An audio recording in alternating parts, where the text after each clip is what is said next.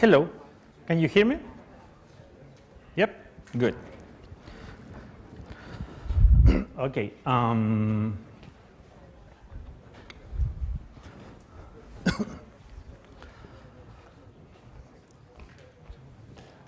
Well, we should, even though I know the time schedule is supposed to be from 4 p.m., we are going to start actually 4:05 every week, 5 minutes later, because there is a recording running which starts automatically 5 minutes later. Okay, so there are going to be, well, even though this course is not live stream, there is going to be a recording which is going to be open just after we finish the lecture.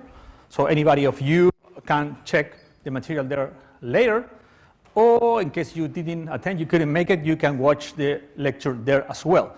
So in order to keep all the material there, we are going to start 5 minutes later. We are going to do exactly the same, or at least we are going to try to do exactly the same at the end, because the recording stopped automatically 5 minutes before. So 5 minutes earlier, so 5 to 7. Nevertheless, I have to say that sometimes I use till 7. I'm going to try my best to finish every lecture 5 minutes to 7, but sometimes I need to use these 5 extra minutes. So there could be some final thing that is not going to be in the recording, okay? Okay, welcome. This is artificial intelligence. The code is COMP9414. My name is Francisco. And today, I'm here together with Oliver, okay? We are going to be teaching or lecturing this course during the term. I'm going to show you in a few slides how we are going to be distributing the topics during the different weeks and who of us you are going to be seeing every single week, okay? About myself, quickly, I said my name is Francisco. I'm originally from Chile in South America. I have been here in Australia already for like 7 years. I'm a computer engineering with a master's degree both from the University of Santiago in Chile, and I did my PhD in computer science with a focus in reinforcement learning and robotics in the University of Hamburg in Germany. I'm a senior lecturer here at the School of Computer Science and Engineering. My research area is cognitive robotics or developmental robotics. So we use a lot of artificial intelligence methods and we apply into robotics domain. I'm going to talk about domains. Possibly also going to talk about my research through the course anyway, no? So more details to come. Yeah, that is. Oliver, you want to introduce yourself now or later when you come? Okay, good.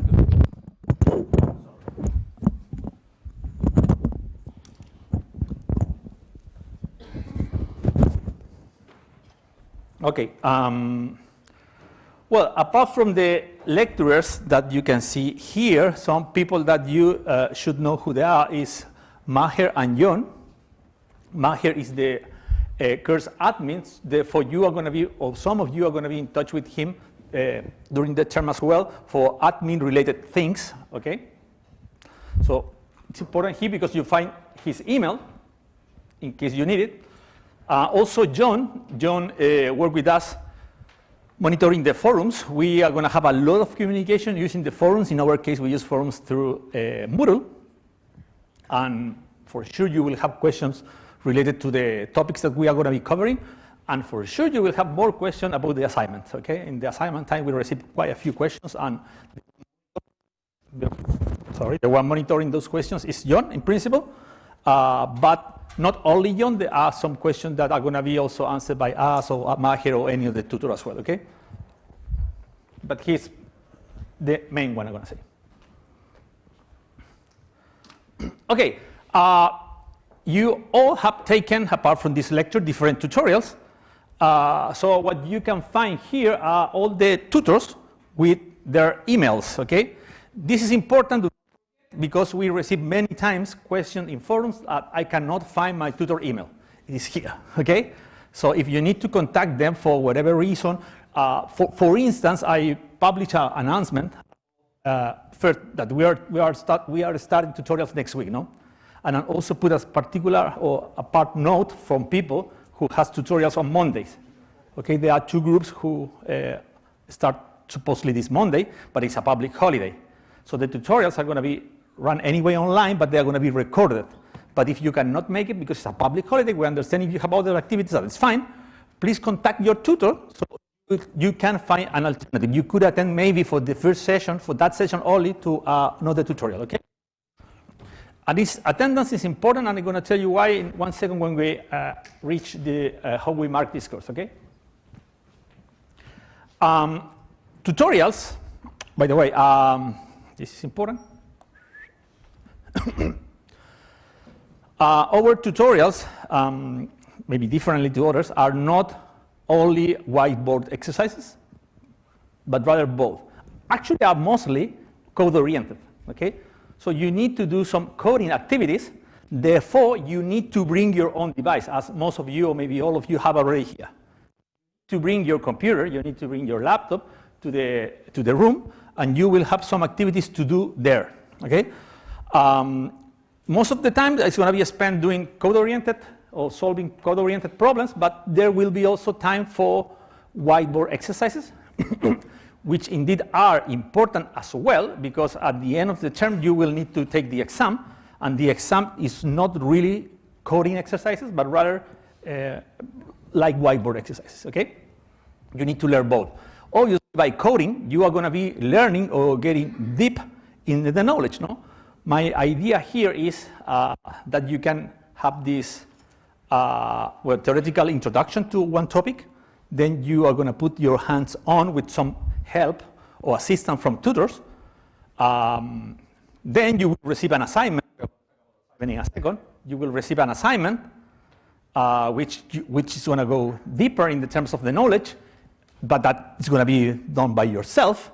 Well, obviously, you can ask questions, that's fine. And then you are going to go through a discussion process. I'm going to talk in 1 second about it. So in that discussion, you're also going to get feedback, okay? But coming back to tutorials, I'm going to talk about the discussion in 1 second. Coming back to tutorials, important, bring your own device. If for whatever reason you cannot, check that link, because it's possible to take one from CSE, okay? You can make a loan.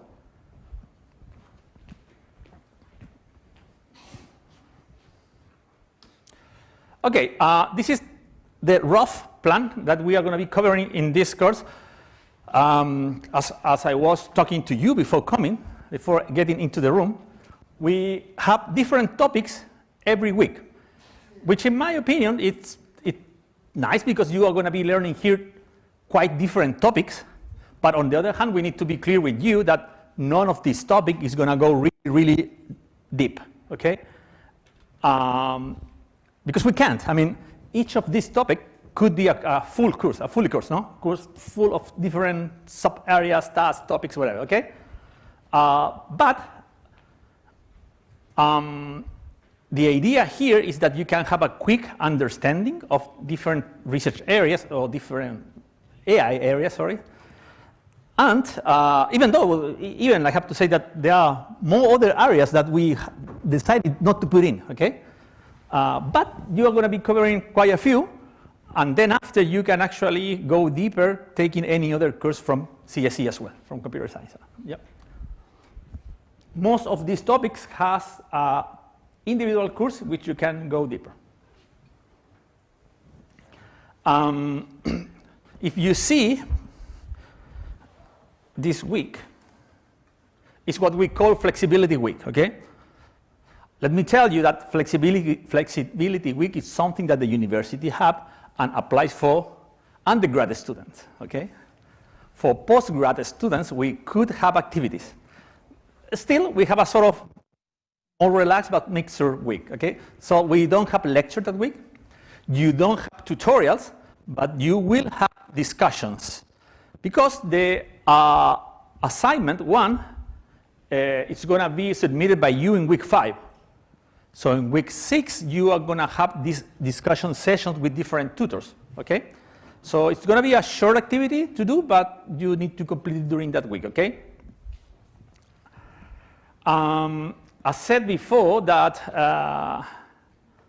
I wanted to mention here what week you are going to be with every one of us. So in the initial week, week 1, you can see we are both. The next 2 weeks for planning a knowledge presentation, you are going to be with Oliver. The following 2, so week 4 and 5, neural network and reinforcement learning, you are going to be with me. Then we have flex week. And then in the second part, it's going to be one of us each week. So it's going to be Oliver first in reasoning with uncertainty, computer vision, foundation models, intelligent robotics. Okay? So now, to make it simple, 2 weeks, the first part, the second part, 1 week each. Okay?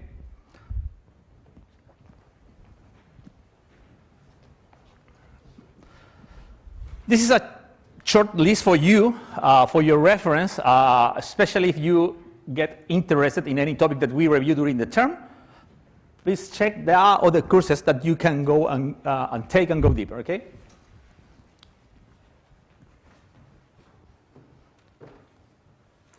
Well, if you see here, we don't have a reinforcement learning course yet. That's why that is for sure for me. It's going to be one of the assignments, okay? So I expect you to learn about reinforcement learning by putting your hands on as well. But that's going to be the second assignment, so no rush at the moment. Okay, so far so good. Any question? Good. Timetable, easy, you should all know, but just to be clear, we are going to have the lectures every Friday from 4 p.m. to 7 p.m. And tutorials, there are different sections. This information is also available in the link there. In case that something changed, we are going to update there. But I have updated this figure today in the morning, so it's pretty much updated. You have, again, tutors' email there, the room that you need to attend, and the time. So check your particular section. Please attend to tutorials. I'm going to come back to this. Some dates that we need to take care of. Well, today we are having the first lecture, okay? We know that Flex Week is going to be in 10th of July, so that Friday we don't have any lecture. Our last lecture is going to be the Friday 7th of August. And assignment is going to be open around, well, by week 2, could be any day of the week anyway. And the deadline is going to be week 5. We regularly make the deadline the Friday of week 5 before you go to flexibility week, so you can go and relax. Well, apart that you have to do the discussion anyway, but. For assignment 2, we open that's during week 6, and the deadline is going to be also week 9, Friday again, and the discussion is going to happen during week 10. So week 10 is going to be a bit heavier because you are going to have the discussion, but as well you are going to have tutorials. So you're going to have both the tutorial and the discussion, okay?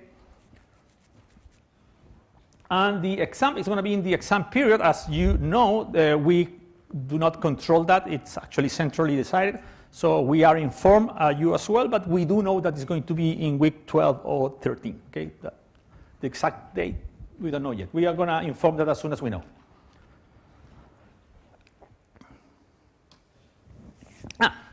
Okay, that becomes more interesting. Assessment.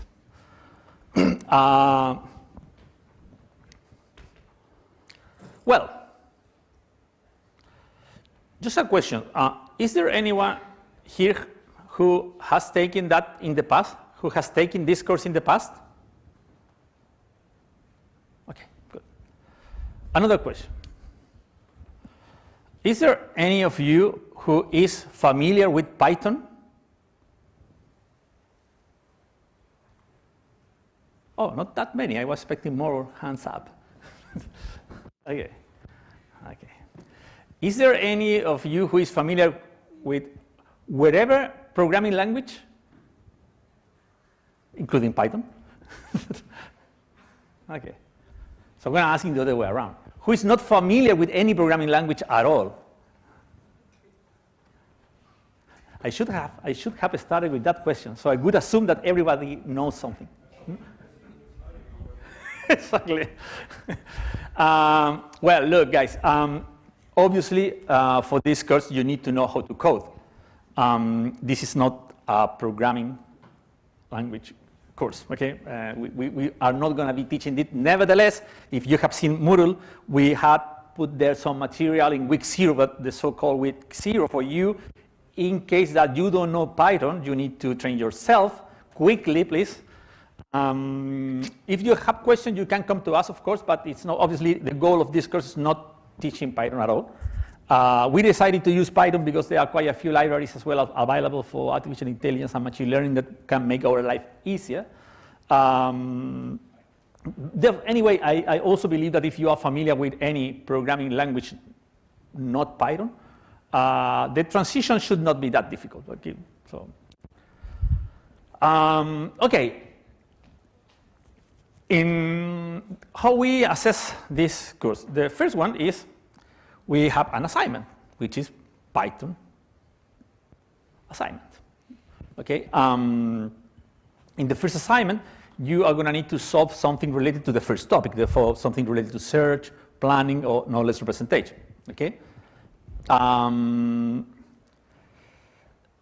I said, I need to go to a discussion. When you receive the assignment, you will see how we are going to be evaluating this, okay, with more details. So this 21% is going to be, well, it's going to have to say subsections, no? Most of the mark is going to come from the discussion. When you submit the assignment, you're possibly going to use AI, no? Are you? Should you? I don't really care, to be honest. It's up to you. It's your call. It's your decision. We are the AI course. You see the contradiction if we say we don't allow to use AI. No, come on. Use as much as you want. But again, it's your call. It's your decision. It's your responsibility as well. Therefore, that's why I'm trying to highlight here that the discussion is important. Because most of the marks are going to come from that discussion. You can submit whatever is working perfect, solving everything. But if you go to the discussion and you can not justify what is there, you have no idea what is there, you're going to be in troubles. You understand that? Yep. So you really need to, you can use it, yes, but I want you to use it to learn something. Okay? So you go there and demonstrate that you really learned something and you can actually explain, or maybe at least have a really good understanding of every step there. What happens is you modify things in the code. Okay, that's the discussion session that you are going to need to have with your tutors. Okay, so AI tools are going to be there. Yes, I mean, should we? I will not say not to use it. I don't think so. Quite the contrary. I think it's all right if you use it as long as you use them for learning something. If you use them to do the assignment for you without learning anything, what's the point? Okay? So that's why, again, the discussion is super important. The first assignment, as I said, 21%.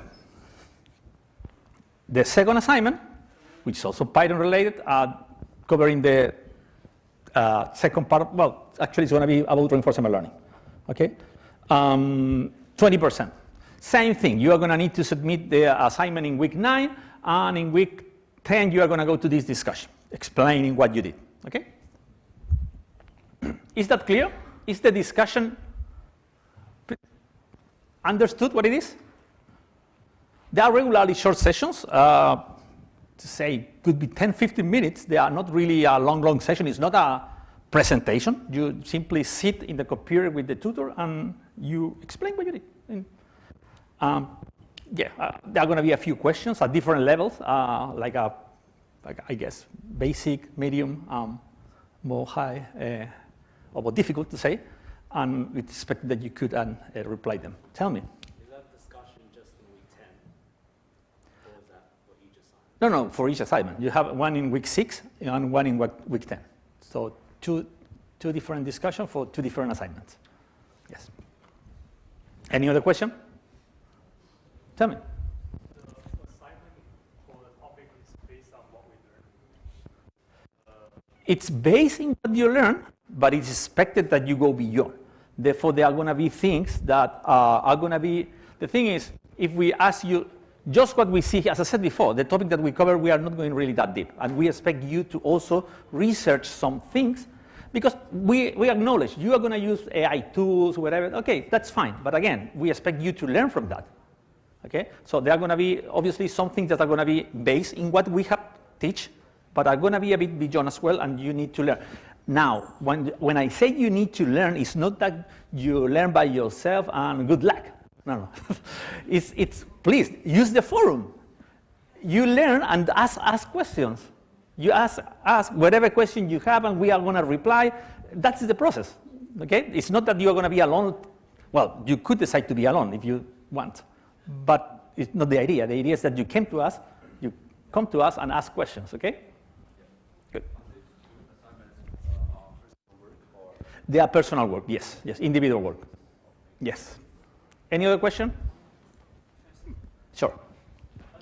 How long do you suggest us to spend on this class, this course, every week to... The full week. Well, that's my suggestion, but you cannot do that, of course. Well, how many credits has this course? 6, no? So I would say you should spend at least 6 more hours per week, no? But obviously that's an estimation, you know. Yeah, that's pretty much depend on your individual cases, no. Again, if any one of you do know how to code, what you're gonna do? 6 hours is enough? Maybe not. You need to go further. You need to learn how to code and maybe get familiar with Python.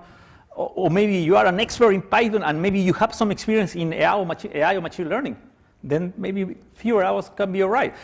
Or maybe quite the contrary. You are an expert in a few topics that we have, but the particular topic that we are learning this week, you want to go further and maybe you dedicate more hours. It's not easy to answer that question. I think it's pretty much individual, but I'm going to say that, yeah, at least the full week, no, at least 6 hours. Okay. Any other question? Good. Okay, second assignment. So I need to check the time because, okay. You can see tutorial work is 9%.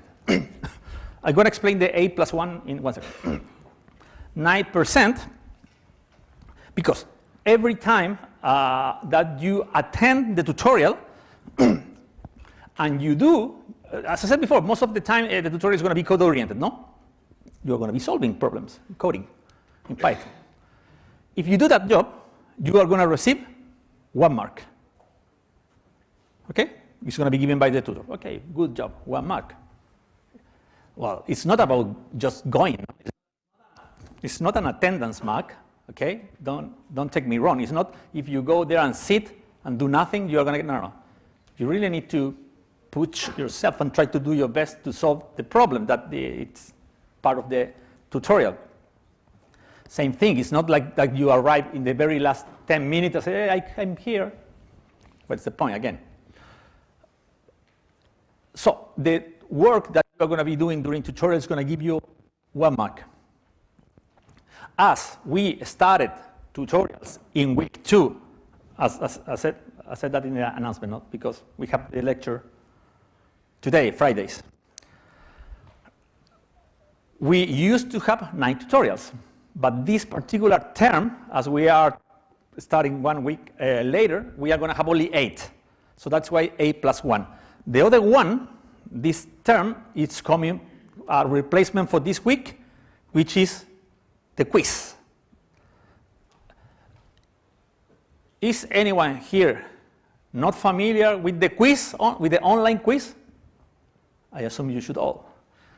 If some of you have no idea what I'm talking about, please check the announcement, check the spam info. Very quickly, we set up a which most of the questions are coming from what we are actually talking now. It's pretty easy. Most of them related to the rules of this course, but also some of them, let's say, information we are trying to collect from you in terms of what is your previous knowledge in terms of language, programming languages or AI. You need to get 100% to pass. You have unlimited attempts, so you can go again until you pass. That's fine. But obviously, if you after listening this information, I expect you pass it at the first time, no? In the first attempt. So that is why this 8+1. Is that clear? So 9 marks are coming from tutorials. Well, 8+1 because it's, well, actually we have 1 tutorial less, but the one is the online quiz. Good. Additionally, we have an exam, which is 50%. We will talk about the exam a lot, much more, possibly later in the term, but just a quick introduction about some things that you are going to ask. The exam is in person. Okay, it's here, invigilated, centrally managed, multiple questions, regularly between 12 questions. Bring your own device, so it's in Inspira. And we apply 10% discount for incorrect answer. So we always have 5 alternatives. 5 alternatives? Yeah. So actually, chances to get it right, if you don't know it and you place an answer, it's going to be 20%, no? So guessing is cheaper, but there is a risk. So it's your call. We will talk about that in week 10 anyway. I have some time for discussing more rules about the exam. Okay? Any question? Like high-level question, I guess. Okay. Okay, important, super important is that we do have a couple of rules to pass the course. You need to have about 50 in the overall, considering all the assessments, but also in the exam, there is a hurdle. You need to have at least 40% or 20 marks out of 50, okay? 40% is the hurdle. 40% is the hurdle. How much is the hurdle? 40%. I'm repeating it because I have to say that every term, at the end of the term, I receive tons of email asking me to remove it. It's not going to be removed, okay? That is the rule, it's important. You need to get 40% in the exam, and it's possible, okay? But not always the case, okay? So please prepare the exam, okay? 40%, some people call the hurdle as well, some students call it double pass, whatever you want to call it, but the thing is you need to get both, okay? Any question? So far, so good. Well, that is important information to let you know about the student conduct. Things that could be sometimes obvious, but it's important to clarify, no? Well, the assignment will be individual work. That means individual work. You have to participate in the discussions. I'm going to jump to this part. It's a student responsibility to have the code discussion with the tutors. What I mean is by that is, do not expect the tutor be looking for you to have the discussion. You are the one who need to take an appointment with them or talk to them in order to organize this, okay? If you don't have the discussion, your assignment is not going to be marked in the system, okay? It's going to be graded. You could make late submissions, but we use here the UNSW policy is up to 5 days. After that, you receive 0, but you also receive 5% discount for every late date. Okay? And obviously, plagiarism is an academic misconduct, so please do not. Okay?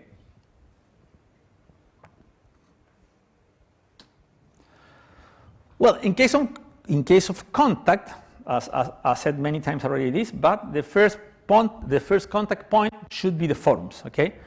All your questions, this term, or in this course, not only this term, sorry, in this course, we centralize everything in Moodle, meaning that you will find there the lecture material, you will find there the assignments, you will need to submit the assignment in Moodle, you will have the forum for questions there, etc. Everything, the recording you can access through Moodle as well, so on and so on, okay? So if you need to contact us, please go to the forum. Also, please make the exercise to look up if someone else have already asked, okay? But if not, you can go again. But there may be some special circumstances as well in which you need to contact directly to us at different levels. If it's something related to your tutorial, please contact directly your tutor. You have the email in the previous slide, no? If it's something related to admin, contact the course admin. If something related to the lecture, well, you can contact us as well, okay?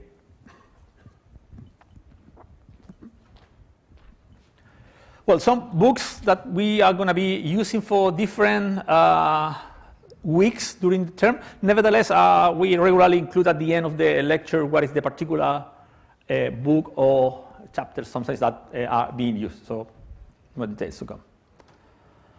Okay. Good, that's good. Is there any question about the rules of the course? To say assignment? Sorry, you have a question.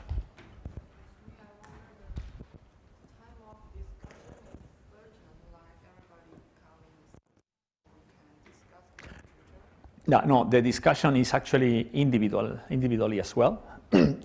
What we have done in the past regularly, sorry, in week 5, every tutor open I can show you maybe.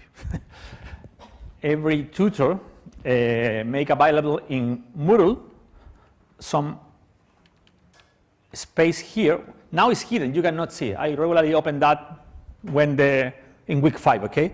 But we have this assignment 1 consultation bookings, or assignment 2. So when you regularly go here, you will see tutors, and then you go to your tutor and make an appointment, or you book an appointment with them.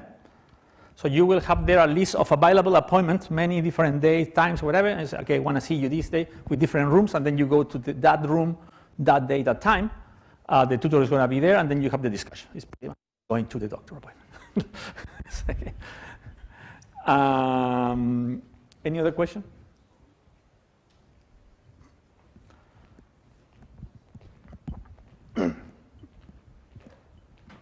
Okay.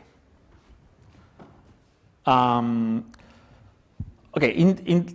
In the second part, in this second part of the introduction, I'm gonna briefly talk about the history of AI.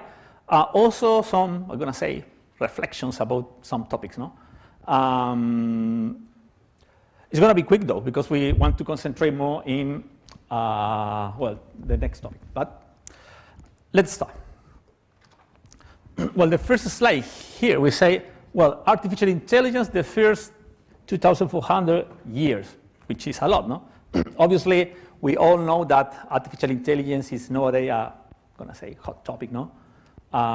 It's everywhere. It's indeed being used in all around, all different areas. But that doesn't start last year, last decade. This is actually a path that has been done by using different methods that different people have thought, had created, have maybe improved, and so on. Okay? If you see the first reference there include Aristotle, you know, and there were many logic principles that come from philosophy that are being used in logic when we use artificial intelligence as well. Or even you can think of some Aristotle laws, like I like to put this example of the law of contiguity, which said that when something happened, when one event happened close to each other, either in time or space, then our brain link them both. This is actually used even later experiments, things like Pavlov's dogs, or maybe Tourniquet, the one with the pigeons. No, there are modern experiments which have used that, and that experiments in turn maybe become the basis of my learning. So it's not a path that just started in the last decade, as we have seen obviously a lot of news, media, etc. Now, I think that now propagate faster, but this is, again, a path that has been being delivered or improved little by little. I'm not going to go line by line here.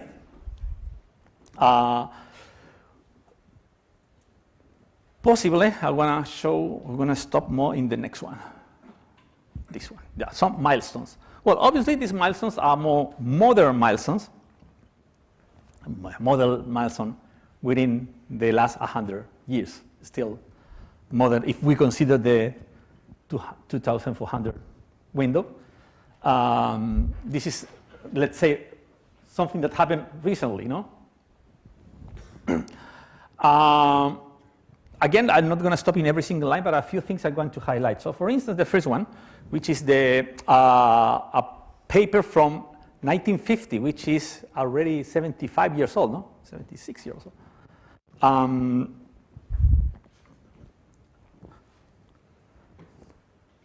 Are you aware about Alan Turing, no?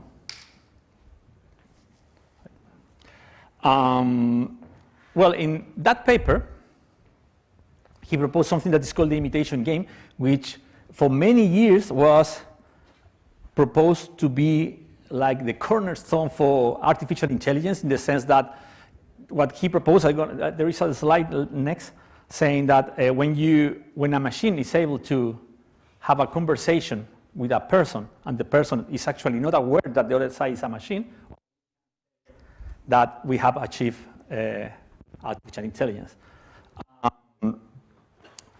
That is also was called many times the Turing test, okay?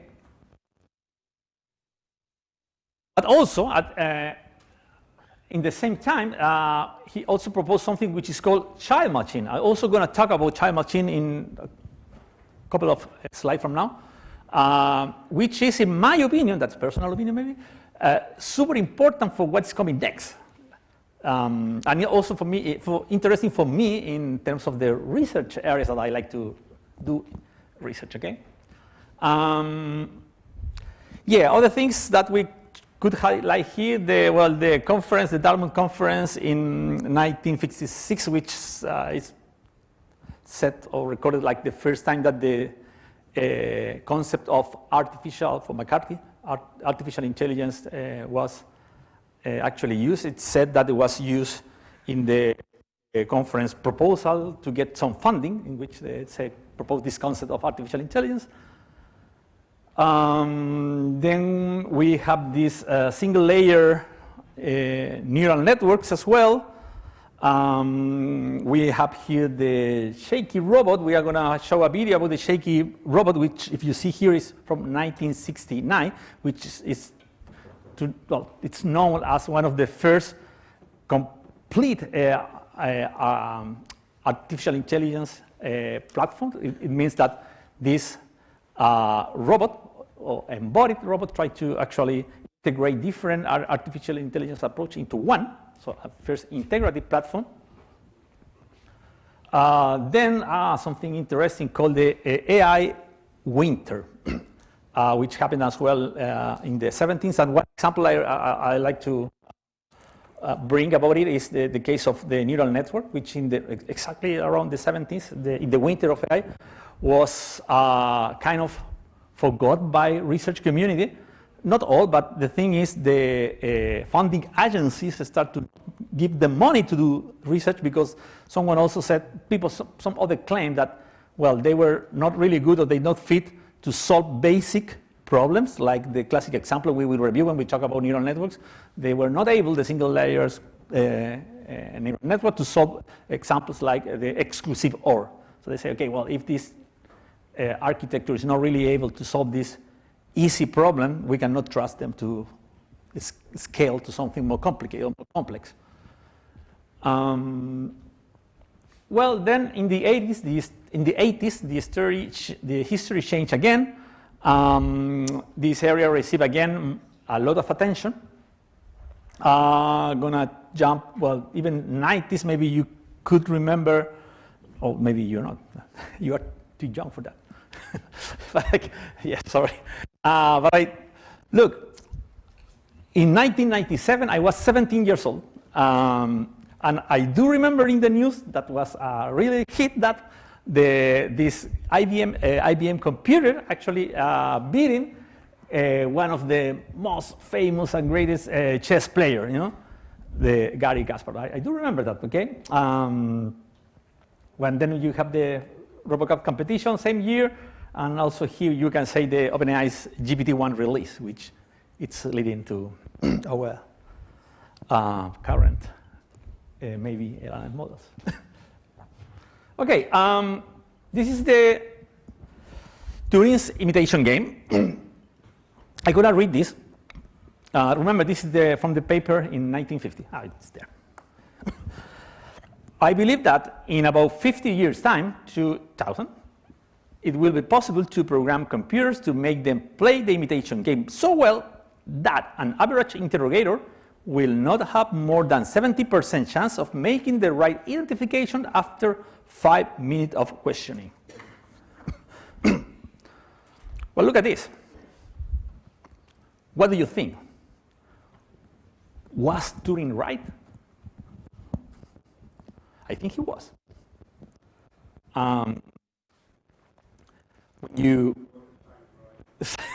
Exactly, he just missed a few years. Yeah, just a few years. Exactly. True, exactly. But that is super interesting because it's true.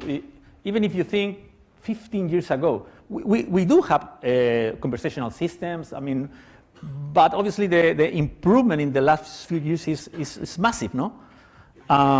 So even though I could say, oh, maybe you were in 2010, you were maybe chatting with a AI agent, but maybe you really can identify, I'm talking with a machine. I'm pretty sure nowadays we couldn't. I mean, maybe 70%, maybe you could in a chance. I mean, the thing that's really extraordinary, I think, is 1950 when you talked about this, there was no computer, right? So like that did not exist, a computer. Yeah. One maybe or something. Yeah. So if you imagine now, today, you have to make a prediction about something that doesn't even exist yet. 50 years from now, what will this thing to be able to do? Yeah. Good luck with that. No, and the prediction is in a long time prediction, no? Because, well, obviously we have nowadays a lot of people doing prediction for the next 3-4 years, but again, not the same. So no, this is really remarkable, I think. Now, in terms of conversational agent, well, in terms of history, again, this is the context. One of the first attempts, also in the 60s, was a conversational agent, which was called ELIZA. And ELIZA was simulating a psychologist. Oh, again? Give me a second.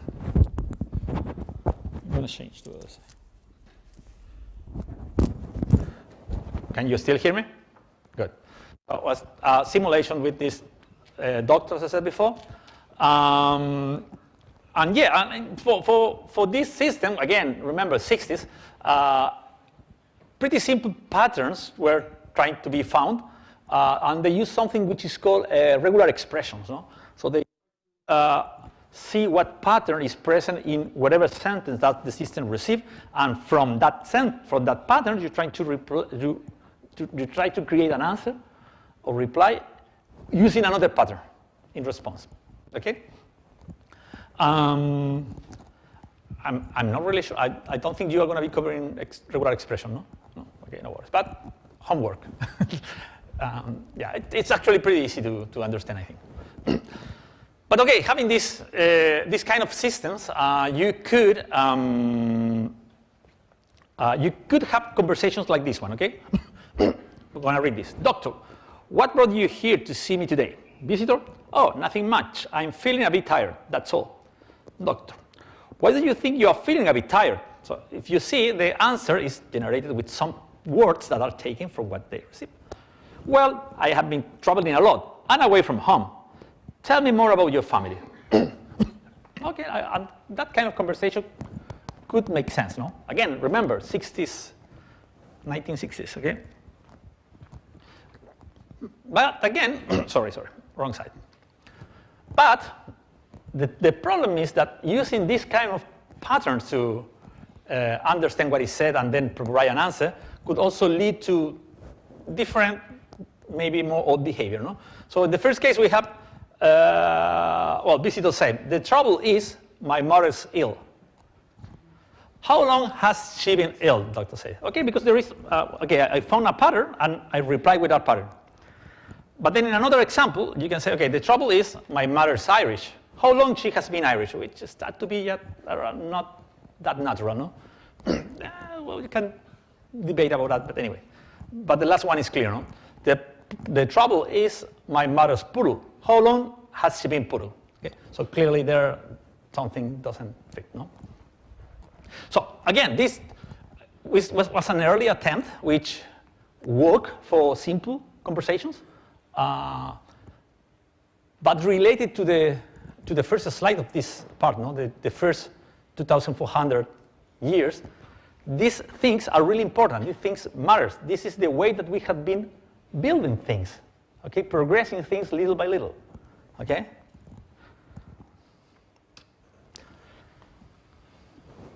Oh, sorry. This one is a conversational agent which was built here at UNSW in the 90s. I mean, again, 90s.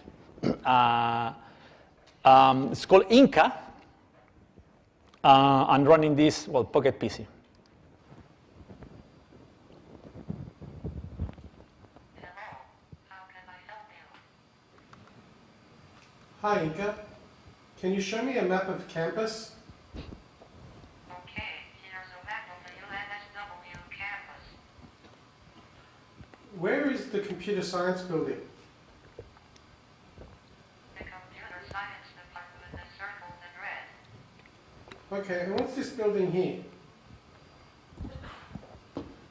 That's the library. Can you circle the library? Beg your pardon? Can you circle the library? The red circle shows where the library is. Thank you very much, Inca. You are most welcome. Is there anything else I can do for you? Yeah, could you show your face, please? Excuse me? Could you show your face, please? What was that? I want you to show your face. Sure, here I am again. Well, maybe not so impressive for nowadays, I guess. But again, we are in 2026. This was in the 90s, okay? And believe me, for those times, we were in the 90s, we were impressed even with a laptop, no? It's like, yeah. Well, I do remember I had my first computer in 1995. I mean, the big computer, no? It's like, and I have many friends from the school coming to my place to have a look and try to use it. Other times. And that kind of things were actually, again, not so impressive for today, but for that time, it was. Well, this is the Through a television camera, shaky. he gets visual feedback from his environment. Box appears on the monitor screen. The computer analyzes the traces which appear on the visual display until it can interpret them as an object it recognizes. Shaky gets tactile feedback through his feelers. He's able to move boxes with his push bar.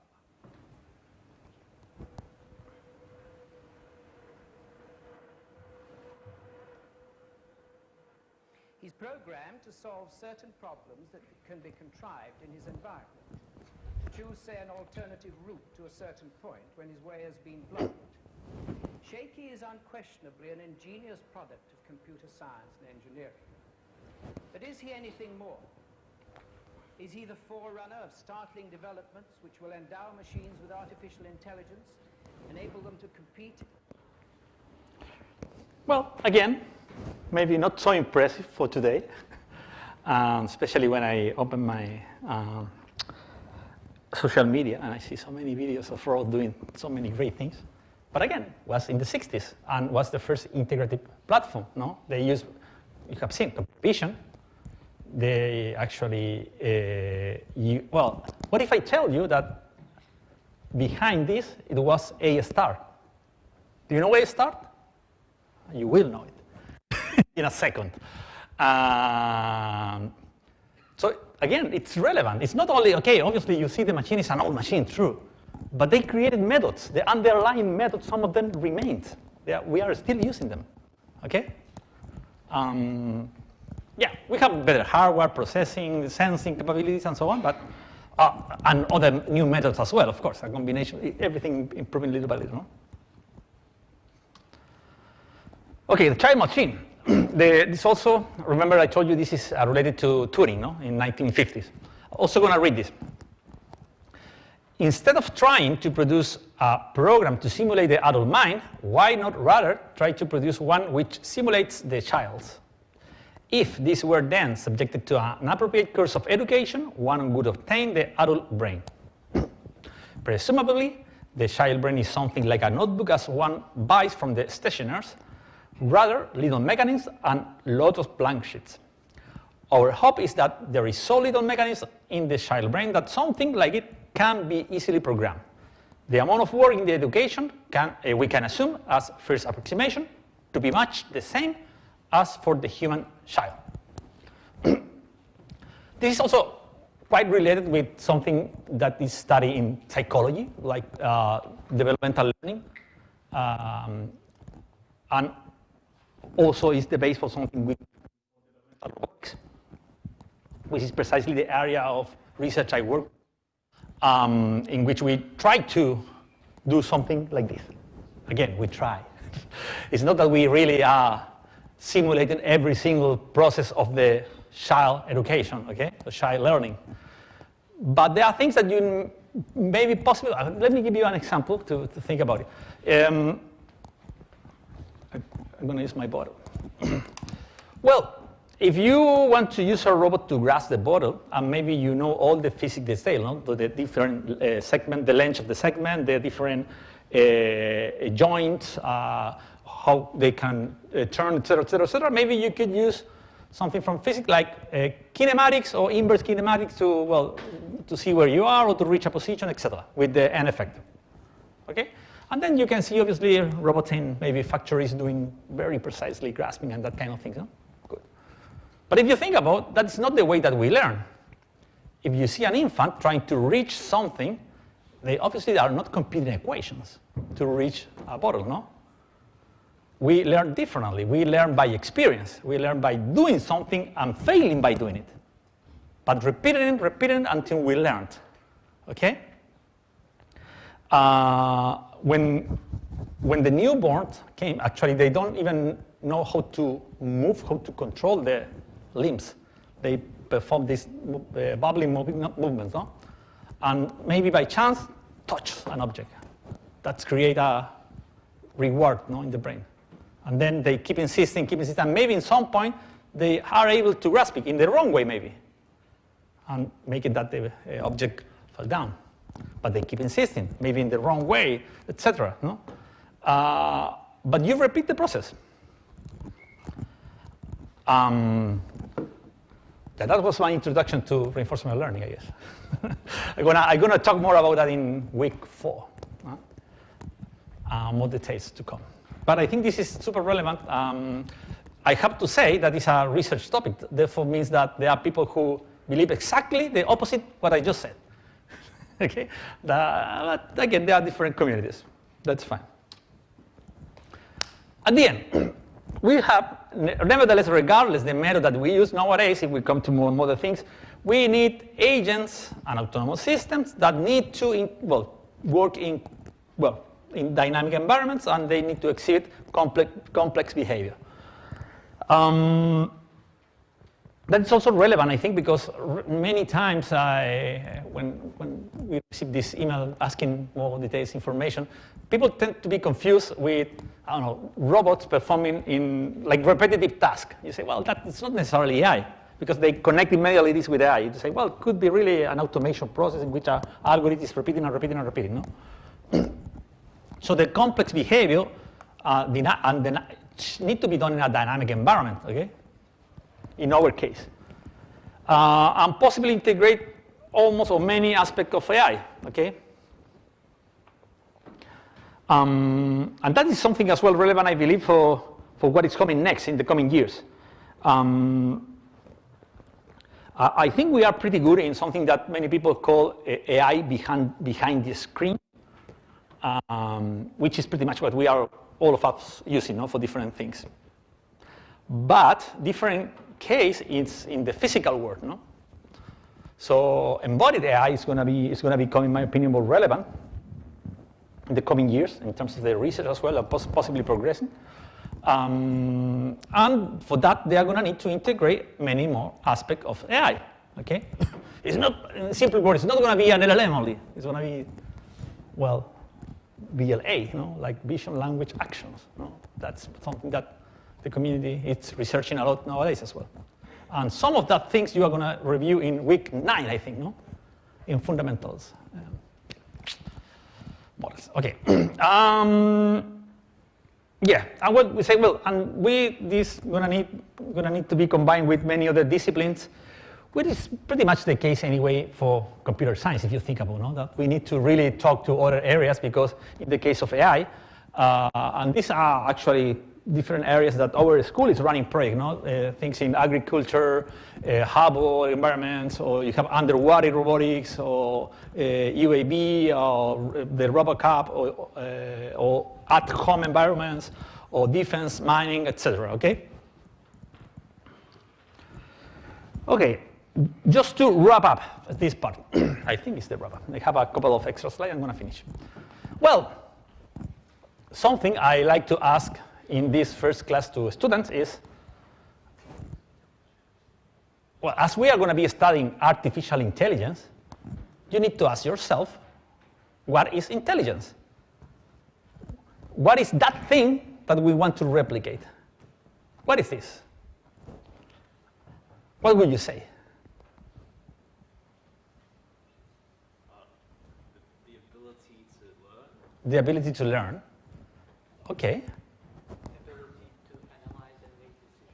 The ability to analyze and make decisions. Okay. Well, I guess that what you are saying is complementary, which is right. To ask you a couple. I'm pretty sure that many of you were thinking something else, which could be aligned or not. But my point is, we do not have a unique definition, I guess, even though, well, obviously, I guess you could try to find a more formal definition from encyclopedias or maybe research paper, but still there are going to be different research areas which could address or define this slightly differently. No? To make our life easy, I just went to Wikipedia, okay, and copy and paste the first part of it, of that entry. According to Wikipedia, which I love it, still, even in LLM times, it can be described as the ability to perceive or infer information, and to retain it as knowledge to be applied towards adaptive behaviors within an environment or context. Okay, so we have a few parts here. Ability to perceive or infer. If we don't perceive, we infer information, external. We retain as a knowledge, so we have a memory for that, okay? And then adapt it in a behavior. We do something with that, okay? So 3 elements. It's pretty much like a robot. You sense, you keep it, adapt, and do something, okay? Well, this is intelligence, something that we exhibit, no? Well, not only we animals, no? There is intelligence as well there. So now the question is, what is artificial intelligence? Well, let's make it easy. the same, but artificially. Artificial intelligence, again, according to Wikipedia, is intelligence demonstrated by machines as opposed to intelligence displayed by humans or by other animals. Okay?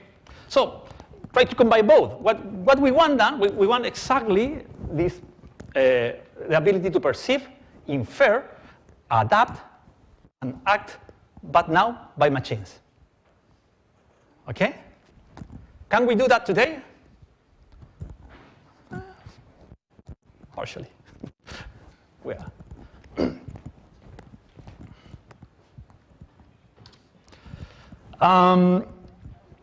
Yeah, this is interesting. This is, I guess, it's going to be more clear, particularly in the first part, because we are going to be so a couple of concepts that, particularly a couple of concepts here that sometimes mix is AI and machine learning, artificial intelligence and machine learning. Well, they are not exactly the same, but obviously they are related as shown there. No, we said that machine learning is part of artificial intelligence. But there are more methods, I mean, that they are not machine learning and still they are artificial intelligence, okay? Some of them in the coming weeks, okay? And artificial neural network, which I'm gonna say, sometimes it becomes so popular, so, but it's part of machine learning, it's not the only one. And even though we use Python for this course, and it's possibly the most well-known or common use programming language for machine learning and AI, it's obviously not only about that. We make the decision to use Python here, but obviously there are many other courses running different, doing artificial intelligence with other languages, okay, that could be, or even by hand. Okay, so a couple of videos I want to show you. We have, I said here, current understanding of AI, or rather misunderstanding of AI. An AI-based system could be, well, wrongly or not, perceived in different manners. The first case I'm showing here is the factory case in which, as I said before, people get confused thinking that this is actually AI or could, well, I'm not saying that there is no AI at all, but mostly it's not, okay? It's something different. You have a automation process in which you have control environment, you repeat process, and so on. Then you have what is perceived by social media, in which you see plenty of videos of robots doing extremely great things. I mean, extraordinary things. I have the feeling, well, I have the feeling that is sometimes misleading the public opinion, thinking that robots are so smart that they are going to be taking control, all jobs, whatever, no? But you need to think, I mean, critically think. If that's the case, why is not the robot here assisting me, helping me? Well, because they are not ready, okay? And obviously what you see in the video, I'm not saying that that doesn't happen. It does happen, but it's pretty much as well like a mini movie sometimes, no? With a lot of takes, they repeat. There is technology there, sure.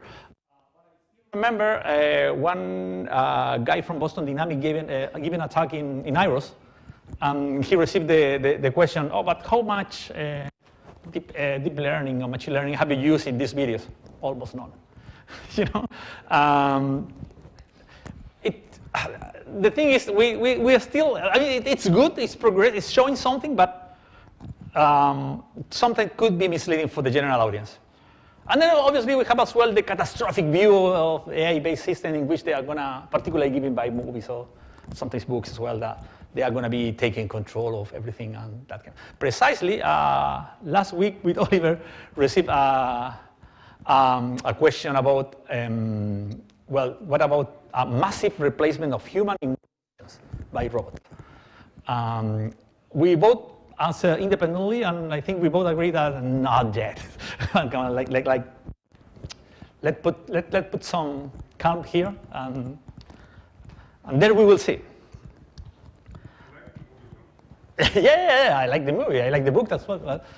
But then I think was Andrew Ng, which one who said, like, talking about robots taking control open. Okay, well, maybe somewhere. But talking about nowadays, it's pretty much like talking about or discussing about overpopulation in Mars. We are not saying that could not be a problem, maybe, but we are really far. Not yet, okay? We obviously, it's important as well to make, when we do research and that kind of things, consider other things like ethics, that kind of, but yeah. But in reality, it's an open problem, I say. And this first video is, well, it's already a bit old, I'm gonna say. Maybe from 2016, yeah, maybe 10 years old. But it's showing DARPA challenge. It's DARPA is a research institution in the US which every second year organizes this challenge in which they invite, well, the well-known labs in the world to participate in different challenges that they have. In that year, the problem was about this catastrophic environment. So after some natural catastrophe, the robots need to go in and try to, well, walk in sandy soil or with some broken part of walls, whatever, turn some handles, etc., etc. After the competition, they released the videos with the fails of the robot. So it's not that that was the most successful run. The video is highlighting the fails. But then you can see a lot of robots failing in a few things. No? Maybe, I don't know, calculating wrong coordinates when turning a handle, therefore applying force when they don't have, etc., etc. This is a more modern video as well, showing some fails. You will find in social media quite a few anyway, no? But obviously, when you see again social media, if my company is releasing a robot, I'm not going to show you this. Okay, I'm going to show you the great runs, obviously, no.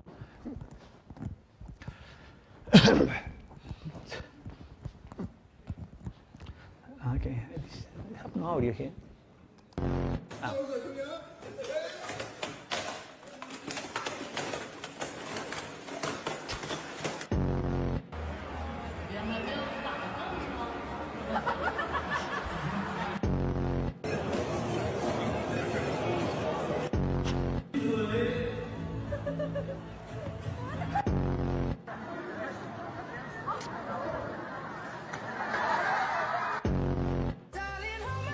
Nothing beats a Jet2 holiday.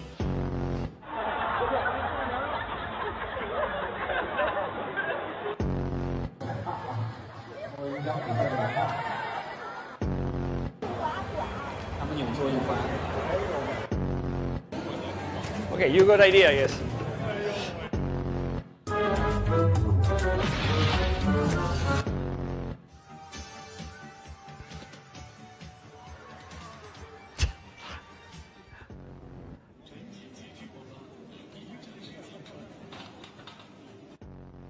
You have one left.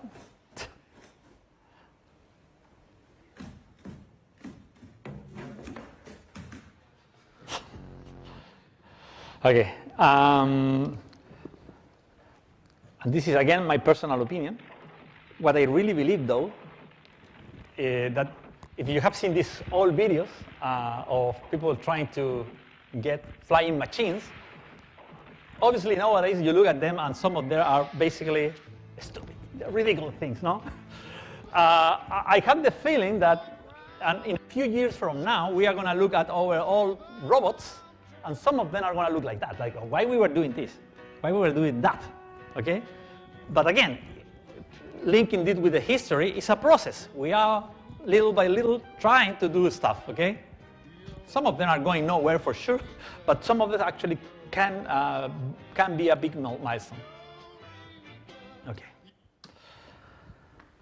And I finish regularly this, when I have to do a talk, I regularly finish with this video. Because I said, okay, it's an open problem beyond dancing robots. So regularly I finish my talk saying, no more dancing robots. And I put this video as an example. We have seen already too many dancing robots. So when you see in social media, whatever robot you see, you regularly will see them dancing. and then maybe do something else, but dancing is going to be there. Because, well, I'm not trying to diminish or what is about dancing, no? You also have this video here, which was presented in the last lunar year, I think, Chinese lunar year this year, I think, yes, by Unitree, no? These dancing robots were able to do impressive things, impressive. But again, obviously there is time for preparation, for training, etc. No?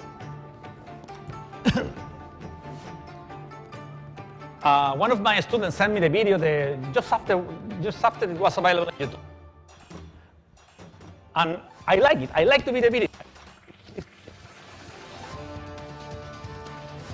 I'm not super impressed because I really believe that robots doing daily activities, daily things, supporting us are cool, but we need to them interacting with us, okay?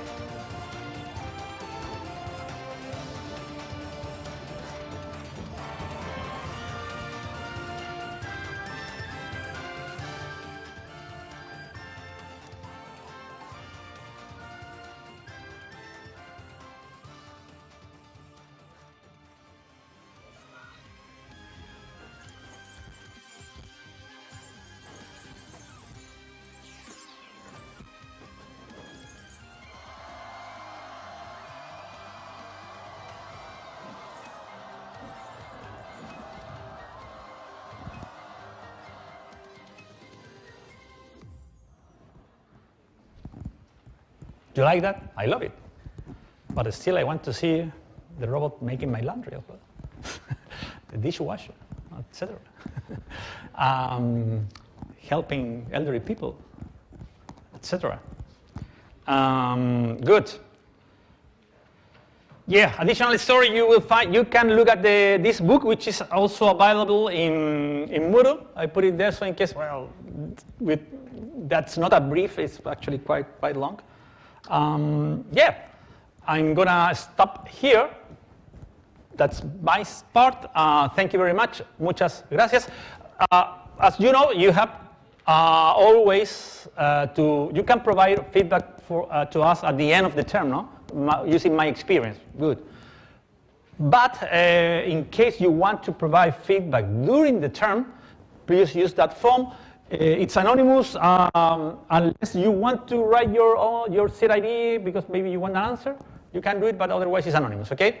So in case you want to let us know something during the term, please, you have that channel as well.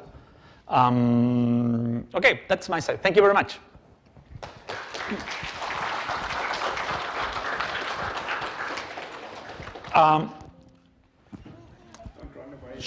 Just a second.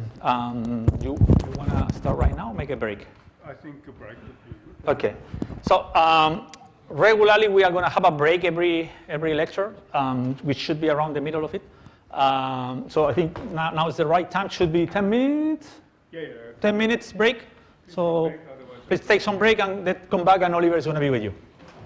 Thank you very much, guys. Thank you. I'm going to put this to charge.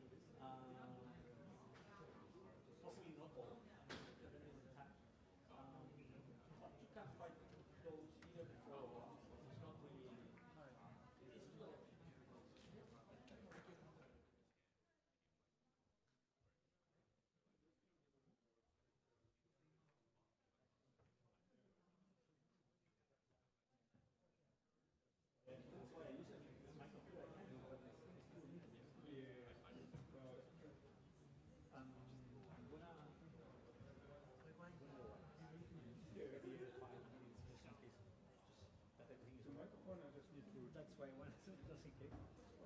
I just need to pull out and If you want to use that one, it's basically you simply Switch on switch here? on, and that's all. And that you need to yeah, keep it close to. But that's all. easy. And my water. Your water, yeah, this one. Yeah, I brought my mouse.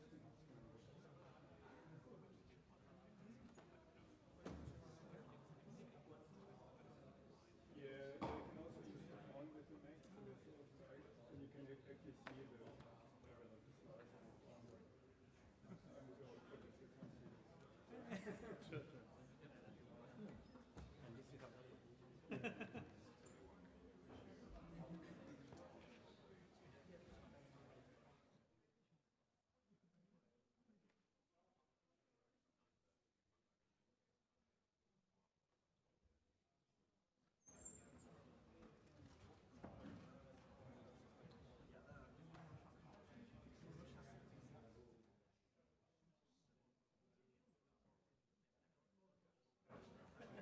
Maybe 5 minutes just in case. Yeah, thanks. I say bye now because. But I don't need to switch off anything, right? So this just like everything is like it's not like the one that's at the top. Just something now. After some time, actually, it should actually.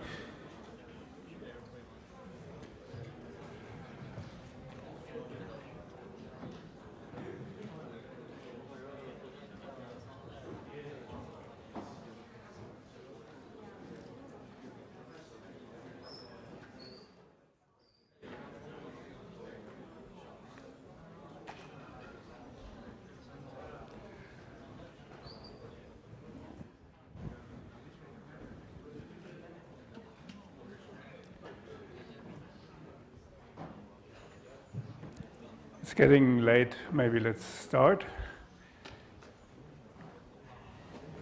Okay, so welcome to the second half of today. When I studied AI, so Francisco said I should introduce myself. My name is Oliver Obst. I'm reasonably new still to UNSW, so this will be my first lecture here. I just started at the beginning of the year. I've taught at other universities before. But when I studied AI, the definition, so you heard a few definitions of AI. What we jokingly said then, AI is the science of how to make computers to act like the ones in the movies. Or another definition was AI is, when it works, it's not AI anymore. So this means kind of AI is the future computer science, right? And then when you get it to work, then we don't call it AI anymore. So AI is this sort of mysterious thing that computers will be sometime in the future be able to do, but they can't do it just yet. And so you've seen all these videos before, and so many of the videos back at the time when they were made, they were kind of that was the advanced thing that nobody could do. Now we look at them and say, oh, this looks a bit strange, and you know, that's not really AI. AI is a field of computer science or many other disciplines also.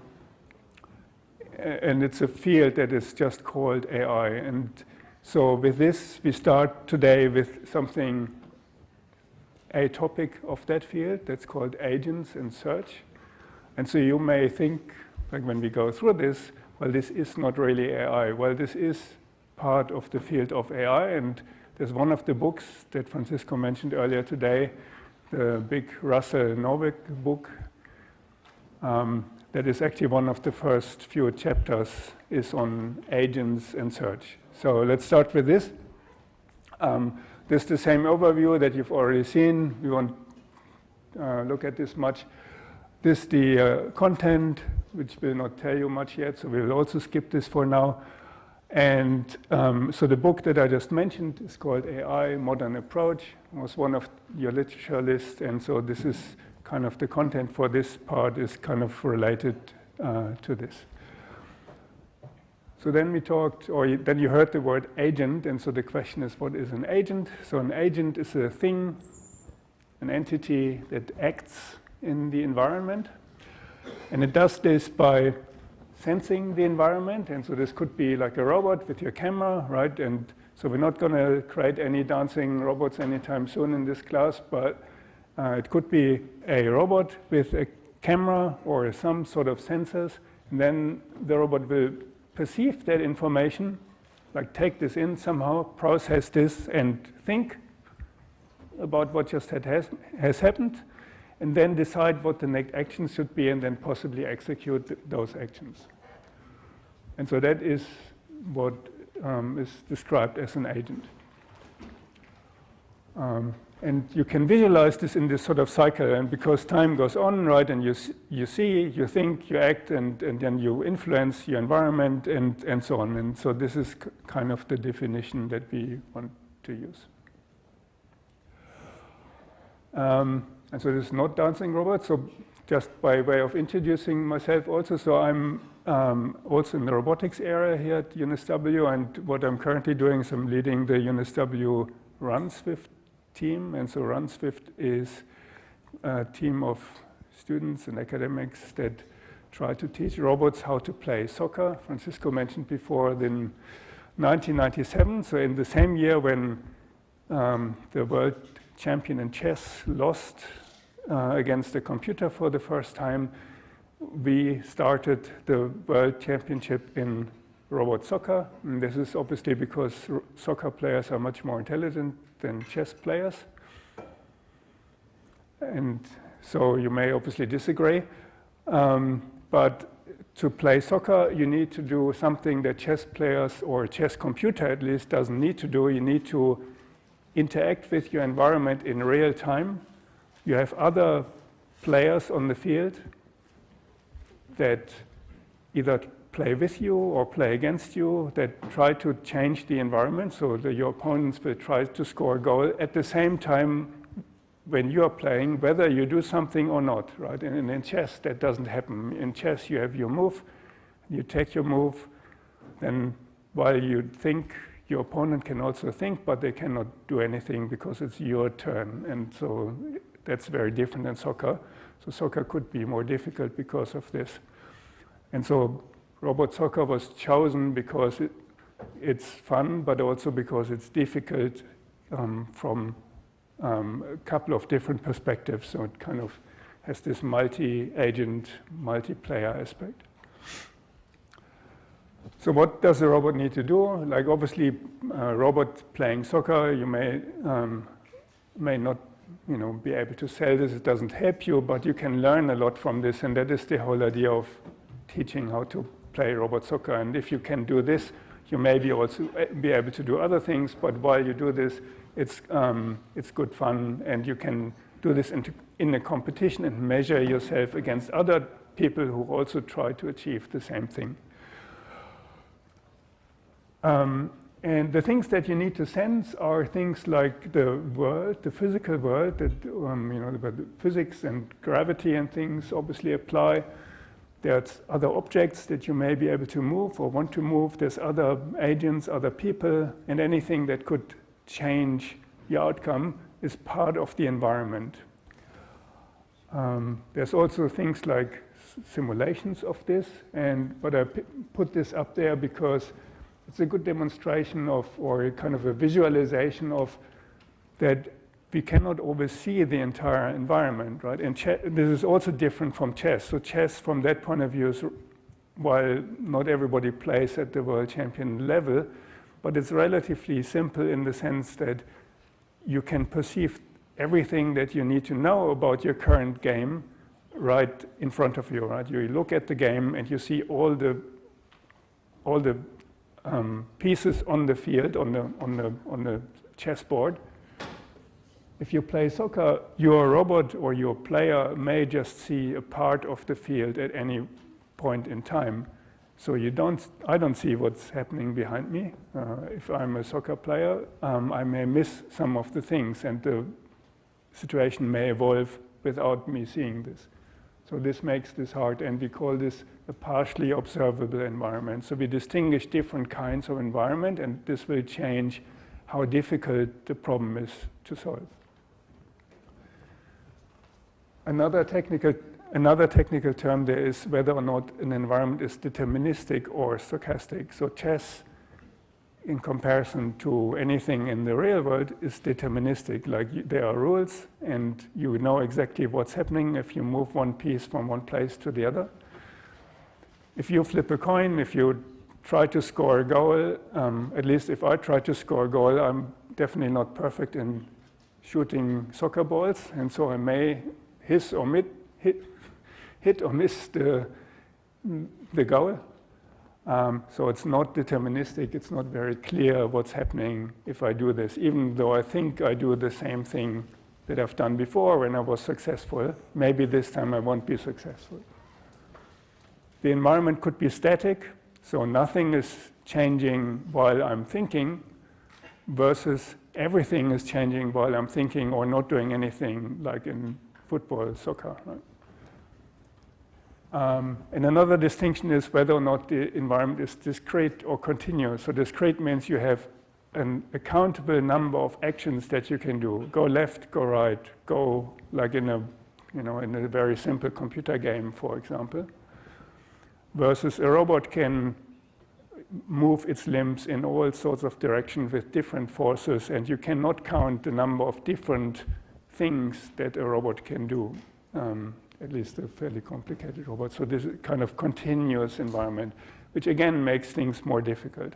So there are different levels of difficulty that you can choose for your environment, or that are given to you when you are asked to solve a problem with AI.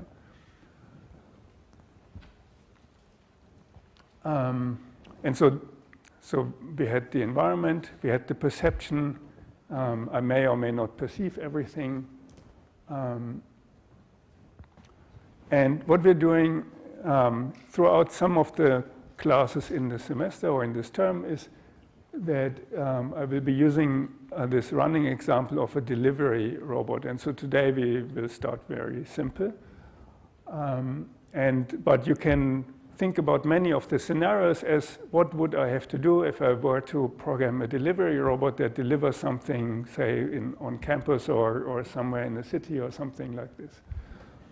And your job would be to create this controller for the robot that drives the robot to its destinations to get it to do what it's supposed to do. And so the environment then would be office buildings, for example, or the buildings here on campus. You have the doors, you have parcels, you have people, and you have things. So this is your environment. And then you have things that your cameras, your other sensors, your laser rangefinders, or whatever you put on your robot, what they have to do. So they would be used, for example, to estimate where is the robot at this moment in time, or what is there an obstacle in front of me, or is the door locked or open, or what is the status of the door.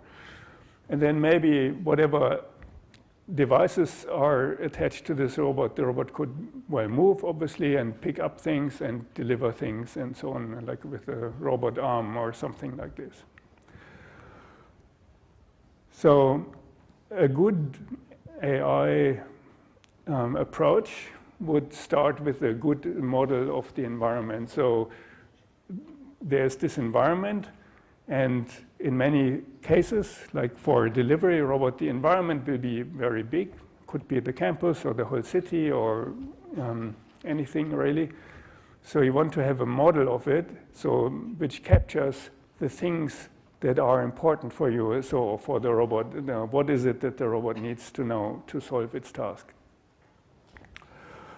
And we could start with a very simple version of the problem. The navigation of the robot from, from some position in this 4-room example. And so the robot is the triangle up in the left corner. And the goal is to just go to the destination, which is here marked with this yellow dot. And so that is a reasonably simple task, but the question is, like, if your robot now had a couple of actions, like turn and go straight, like how would we make it go to that yellow dot, right? So, and we can use the same environment in the later weeks, and we can then make things more difficult. We can introduce things like parcels that we have to deliver and keys that maybe unlock doors and so on, and maybe uncertainty also. And so the way we're going to solve this today is a search problem, and so search is kind of an important ingredient of AI, and we're going to use this for today to solve this particular problem, but we also will be using search for the more advanced solutions that we're going to use maybe already from next week. And so here, first of all, we need to look at what are the ingredients for this task. So what makes our environment and so on. So the ingredients here are, well, the state of the system. So how do we describe this situation, I guess?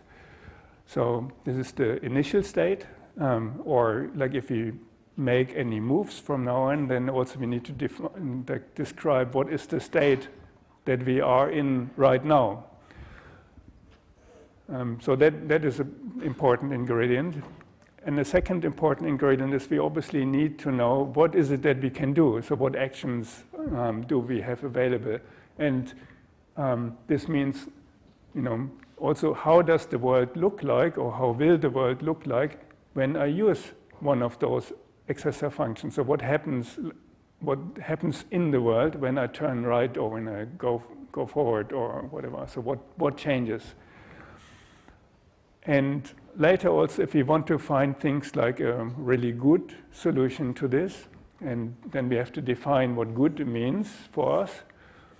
And so this could be defined, for example, in the length of the path. So, if you want to go from A to B, maybe it's okay if you eventually just end up being at B, but maybe it's also really interesting if you find the shortest path from A to B and not just a path. So you want to go there in some useful time. And so this is so if we have some utility, so some sort of cost, and so this could be time or money or the number of actions that you have to execute, then you can assign some sort of cost or utility to this, and something that maximizes the expected utility would be called a rational agent. And so like we like to think, and so in the early days of AI, people started thinking about logic, and so we're going to talk about logic also in one of the later weeks, because we like to think of us humans as rational. If you ever talk to anyone like your partner or your parents or your kids or something like this, you know that not always people are rational, but we try to be. And so for an agent that we program, obviously we could think of it as that's kind of the ideal that we want to have for this agent. And so maybe at least for now we can assume that we want to have a rational agent and not maybe a human-like agent who kind of throws a fit or something like this. But the whole point of this slide here is that the representation of the problem matters really a lot. And so you may think how we solve the problem. So the algorithm of this, if you studied anything in computer science, you would know something about algorithms. Algorithms are great, and so they are a really important part of this, but an algorithm doesn't work without the right representation. And it often depends on picking a good representation, how good your algorithm can be. So these two things are mutually dependent on each other. And so the representation matters often as much as the right algorithm. And because it determines even what actions you can consider, or what actions the agent can consider. Slightly related problem, this is one of the textbook examples, so that you find in the Russell Novick book, and so this is why I put this on the slide here. So just to make this same problem also more concrete, so this is a map of Romania, and the example in the textbook is that you try to find a path from Arad, which is, find my mouse pointer, this city up here, and you want to go to Bucharest, which is down here. And so what is how do we formulate the problem here? Well, we have got a state space, and so the computer science meaning of the word state, not the country state space. So the state space that we look at here are the different cities. So you could be in any one of those cities, right? You could be in Bucharest, or you could be in Arad, or anywhere in between, or somewhere else. So that is the state the agent is in, the city. And then we have a successor function for this particular example. And the successor function is pick another city, a neighboring city to go to. And so you can go this. And there's a cost for this. And the cost is just here in this example determined by the distance between the two cities. And then we need to have a test, kind of the nagging question, are we there yet? And so the question for this particular goal is the state Bucharest? And if the answer is yes, then we are there. And if not, then we still have to find a solution. And so now if you had to teach like a computer how to find the place or the path from Arad from A to B, from Arad to Bucharest, well, then the question is now how would you do this, right? And And so now we're going to look at a few of the possible solutions in the next. But just as an extra slide, why is the representation important? So like you can see in this simple example, so here we have a simple room, and Pac-Man has to go to some target position. And so the state space will determine how difficult the problem is. And so even for this simple problem here, you can just basically calculate how difficult the problem is. So our agent, our Pac-Man, could be in any of the 49 spots on this grid, right, in this room. And say it could be looking at 4 different directions, so north, east, south, and west. And the target, the goal position, could be also any one of those 49 squares. And so then you can calculate how many world states are there. So we have 49 different ones for Pac-Man, and we've got then 4 different directions of Pac-Man, and we have also 49 different ones for the goal state. So we have already like, what is it, like almost 200 times 50 or something. So different world states. So this would be quite a large number already, and this is really a very small room. For like if the goal is fixed like here, then still it's not that many, like just under 200, so 196 different paths that you could pick, or almost 200 different situations that you have to consider for finding a path, and the number of paths is obviously higher.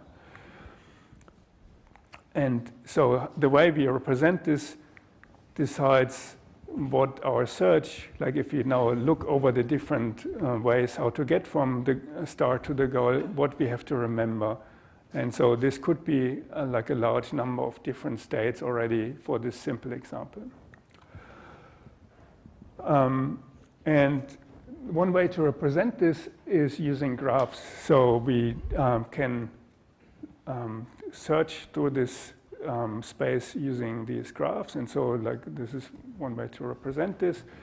And so we can represent this problem in this particular state space. So we make like a node for every state that the Pac-Man or our traveler from A to B could be in. Or here the starting state is S and the goal state is a G. And so each world state, so whatever we use as the representation, is a node. And so here with a little letter. And the edges are sort of the successor functions, the successors that we can pick. And each world state exists only once in the world, and there may be only multiple ways to get to that state. And this could mean we could potentially have loops. In this graph, there are no loops, so this is nice if the graph doesn't have loops. It could also mean if you have, like if you go back to the previous slide, if you now see that we have like 10,000 or so different world states, well, this graph could be really big, right? So we would have a large graph. And if you have loops, then, and if you don't really keep track of where you have been, then you could end up, looping around this graph forever without ever going to reaching your goal. And so these are sort of some of the problems that we may face when we do this. So the graph may be big and we may have loops, and so this is going to be the most difficult problems. To avoid some of this, there's a different representation. So instead of representing this very problem, so that we have here, like going from S on the left to G on the right, we could also represent this as a tree. And so this tree unfolds this graph in some form. So, and in computer science, trees are a bit weird, so they start at the top, and the root is at the top of it in computer science, and then we kind of grow the tree to the bottom. And so here the tree starts at the top with S, and so this is what we then call a search tree. And so you can think of this tree as like kind of the device that tells you what happens if we, follow this path. And so, for example, if you, in this search tree, start at S and then pick D as the next successor, well, then you only need to look at the left part of this tree. So the nodes that are connected to to one another, so they're either called child or parent of each other, and so the children are the successor nodes in this tree, and then each node is a state. And if you look at any of those states, so like you would have spotted, I guess, the goal here. So if this is the goal, then if you pick those state, then already by looking at the state, you now know what is the path from start to goal, right? You just need to follow this back up. And then you know this will be the path from getting to the goal. The issue is that trees, for most problems, can be infinitely large, and so they will be infinitely large if you have like a loop in the search graph, right? So if you could go from S to D and go back to S, which in this example we couldn't, but then this would repeat, and so this could become infinitely large. So this means we are going to use the tree, but we're never going to build the whole thing because like we don't want to build something that's infinitely large. So let's revisit Romania again. And so like we have still the problem of going from A to B, from Arad to Bucharest. And so now what we can do is we can start at our start state, so where we, from where we start our journey. And then you can see the map on the right there. So from Arad, we have 3 different options. We can go to Sibiu, we can go to Zerent, and at the top, and south to Timisoara, I guess. And the first city that was explored in the search tree here is Sibiu. And so like in the first step, we discover that we have 3 options to go from Arad to these 3 places.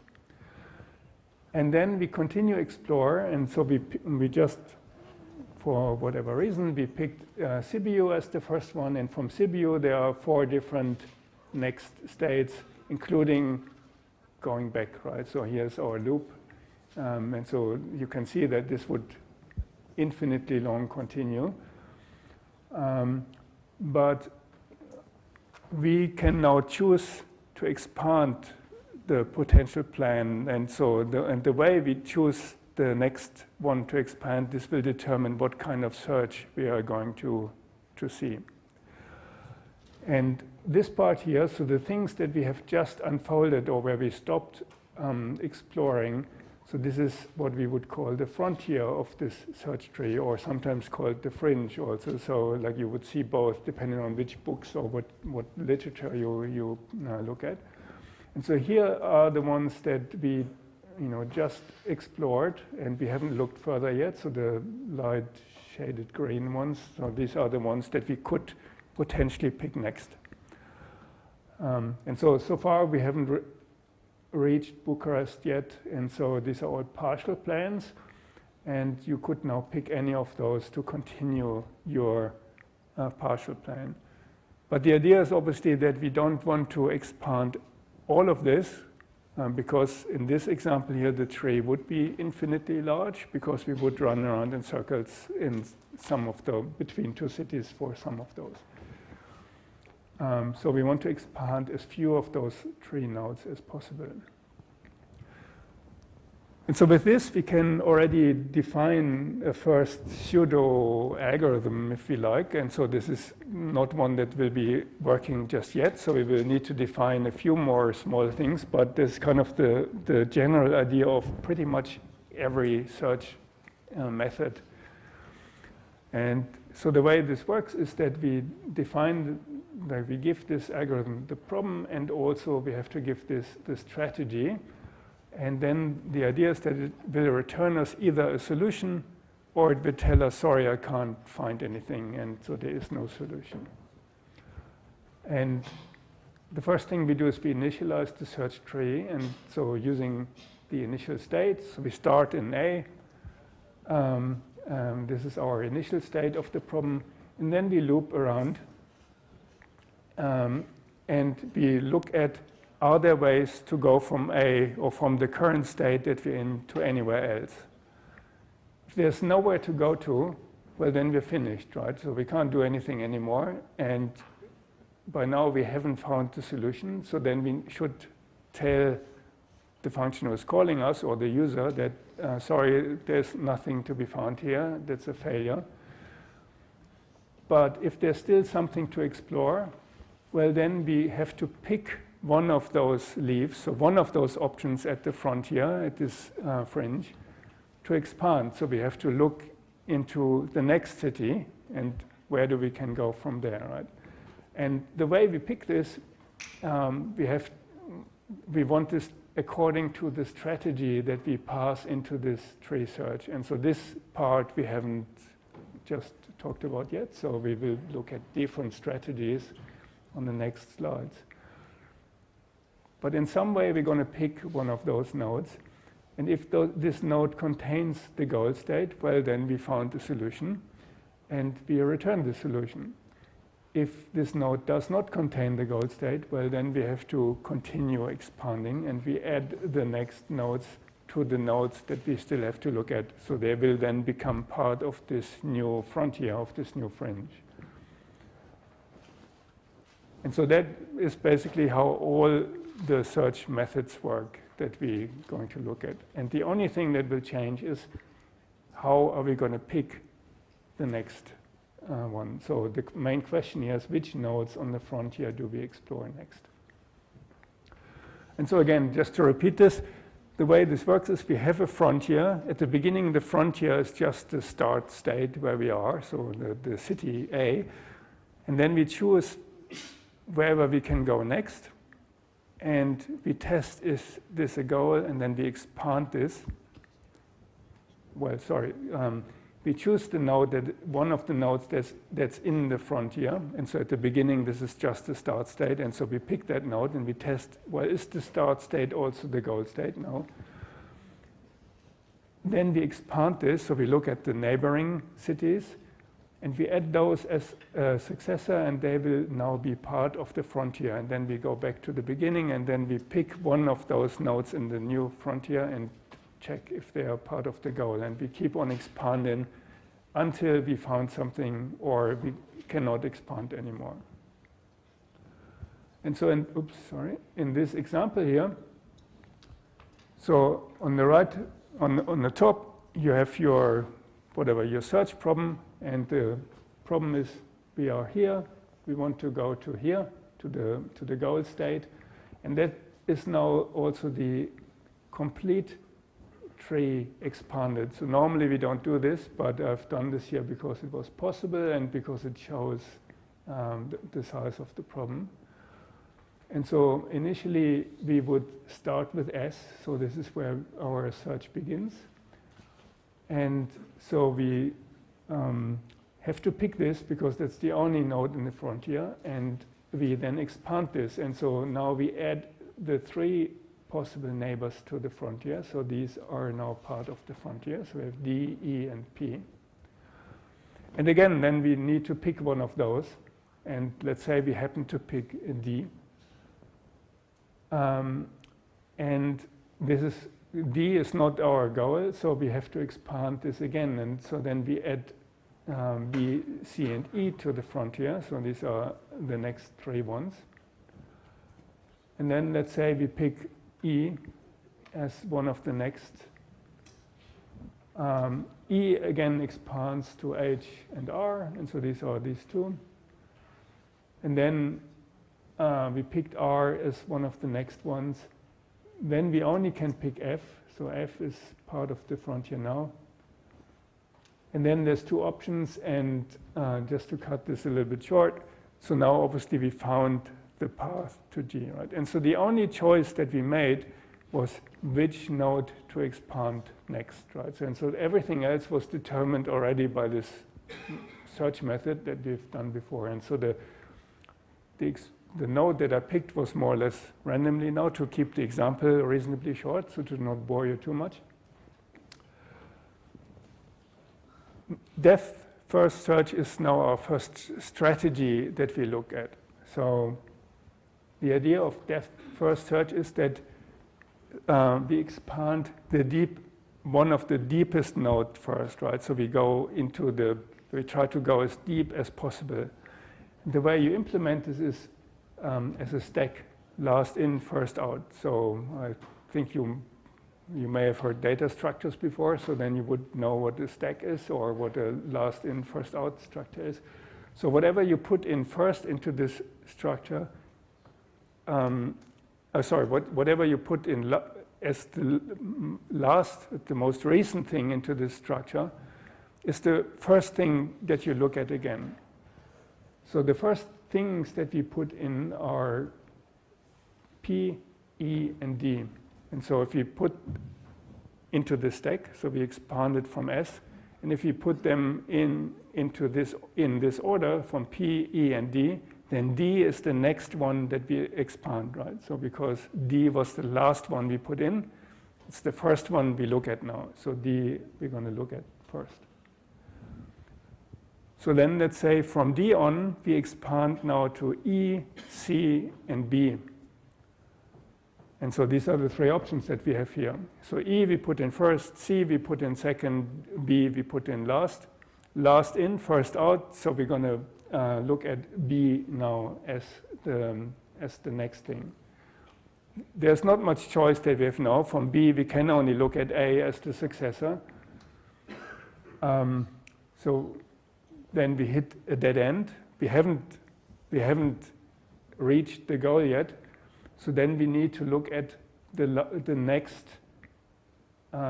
things on our stack. So the thing that we remembered on the stack was C. And so we have to go back. And so we expand now to C. And so we have the same problem there. It's not the goal. And then E is the next one, and so on. And so we're going to basically do a search into the deep of this search tree first. And here then we found the goal, right? So basically we expanded the whole left subtree of this tree. Here we found a goal. And so now the path in this search graph here would be we're starting at S, then we go to D, then we go to E, then we go to R, F, and G. Right? So that's the path that we found. Is this the best path?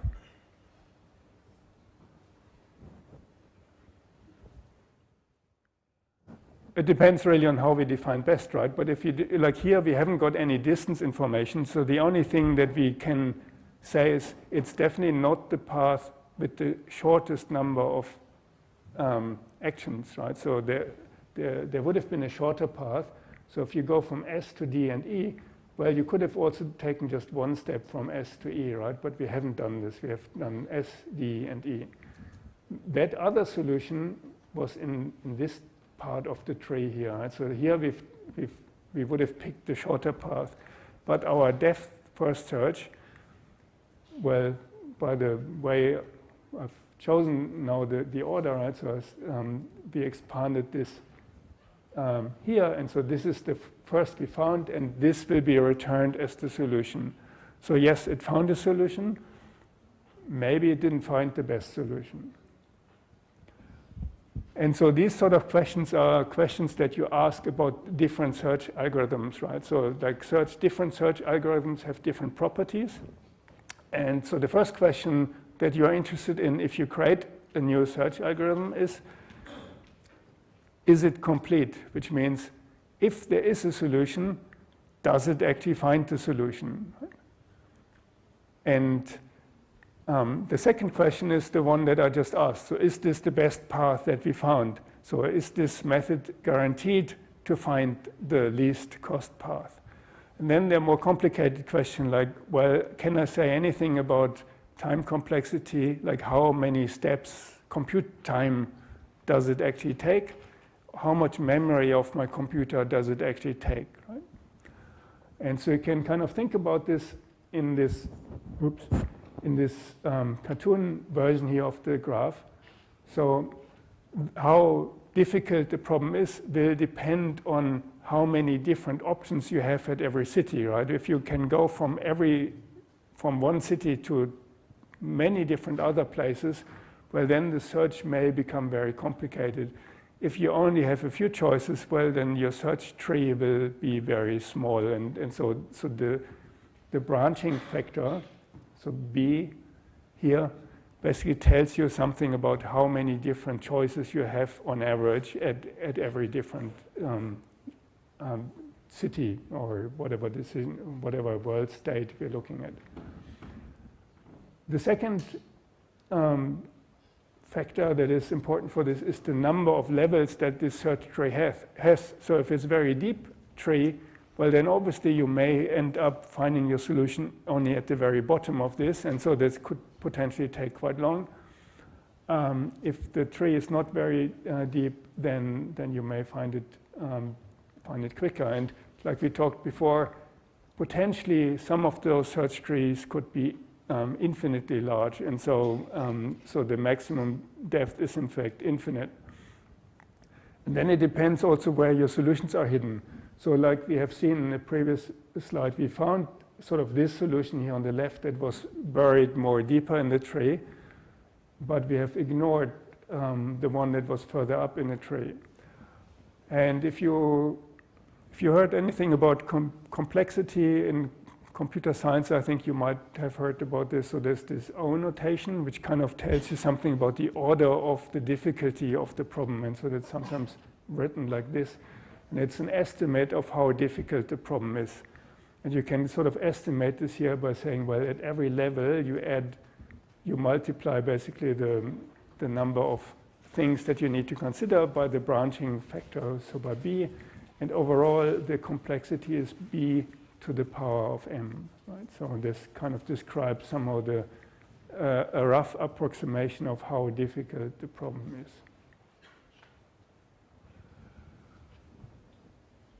So the properties of this depth first search what questions that we could ask is basically what nodes does it expand? So this depth first search. And so it looks at some part of the left tree, the way we've done this. And that means if your solution is somewhere on the right-hand side of this tree, well, it could take up searching the whole tree, right? If you start at the wrong end and the solution is on the other end, well, you're going to search the whole thing. And if the number of levels is finite, like in our brief example that we looked at, well, yeah, then you will find the solution in a finite time. The question then also is like how much space does your frontier, your fringe take? So this depends on how deep you are in the tree and what the branching factor is. So it's roughly B, the branching factor, times the depth of where you're looking at. And so this is depends on the depth and the branching factor. But the more important questions are, is this thing complete? So does it find the solution? Because the depth could be infinite, we will only find a solution, possibly a solution, if we can prevent this sort of cycles, like going from A to B, B to A to B, and so on. If we can prevent this, we may be able to find a solution with this depth first search. But we have already seen it's definitely not optimal because we found just a solution that took more steps than another solution that was available, but we didn't see that. So no, it's definitely not an optimal method in that sense. But it will find you something if the tree is finite. So then obviously if it's not optimal, the question is, can we then make it optimal? And so we're looking at a different method now, which is called breadth first search. And so same problem, we're going to use a different strategy now to find the goal, right? And the change is very simple or very subtle. Instead of going into the deep of the tree first, we're going to go into the breadth of the tree. And the way we implemented this using, instead of a stack, we're using a queue for this, right? So whatever you put in first, also we take out first. And so the first, you can think of this as you look at the tree in the different layers, right? And so the first layer we're going to look at is just this first one. And so we're going to check, well, did we find the goal yet? No, we did not find the goal yet. So then we look at the second layer, and so we go again, maybe from right to left, right? And so no, there's no goal yet, and so on. And so this is how we now progress through this tree. And the way this is implemented again is using a queue, like it's instead of a stack. So you start by adding for example, the nodes on the right, and then you go to the left and so on. But then you continue with the nodes that you put in first into this queue and not with the ones that you put in last. And so here, at this step, so at this level, we would then discover that in this level, there is a goal. And so then at this moment, we are finished with the breadth first search, right? So here at this level, there is the goal. And again, we can look at the properties of this search method or this strategy. What nodes does BFS expand into? So we process all the nodes above the most shallow solution. And let's say we let the shallowest solution, so this is this one here, be S. And so then the time it takes, again in this O notation, is the number of levels that we have to look at, the number of tiers, multiplied by the branching factor, so BS. How much space does this frontier take? Well, at the end, roughly the number of nodes in the last level, in the last tier of this, so B times S. If there is a solution in this, it is also now guaranteed to find a solution. So, because the solution must be finite, right? So it must be somewhere in the finite space of this tray. So it will definitely find a solution. And the solution also happens to be optimal, at least if the cost is the same for every path that you take, right? So if it costs the same to go this way or this way, then this method will find the most shallow solution here. And so and if the costs are all the same, this is the optimal solution. So this method is optimal.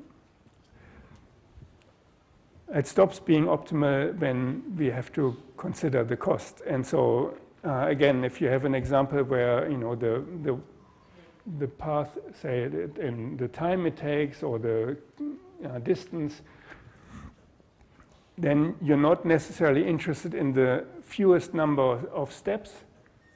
And so here going from start to E takes 9 whatever hours or whatever it takes.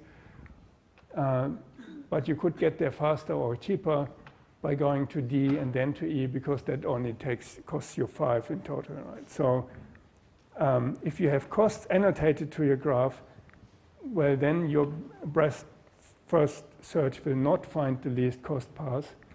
And so we will now look at an algorithm that does do that. And that's called uniform cost search.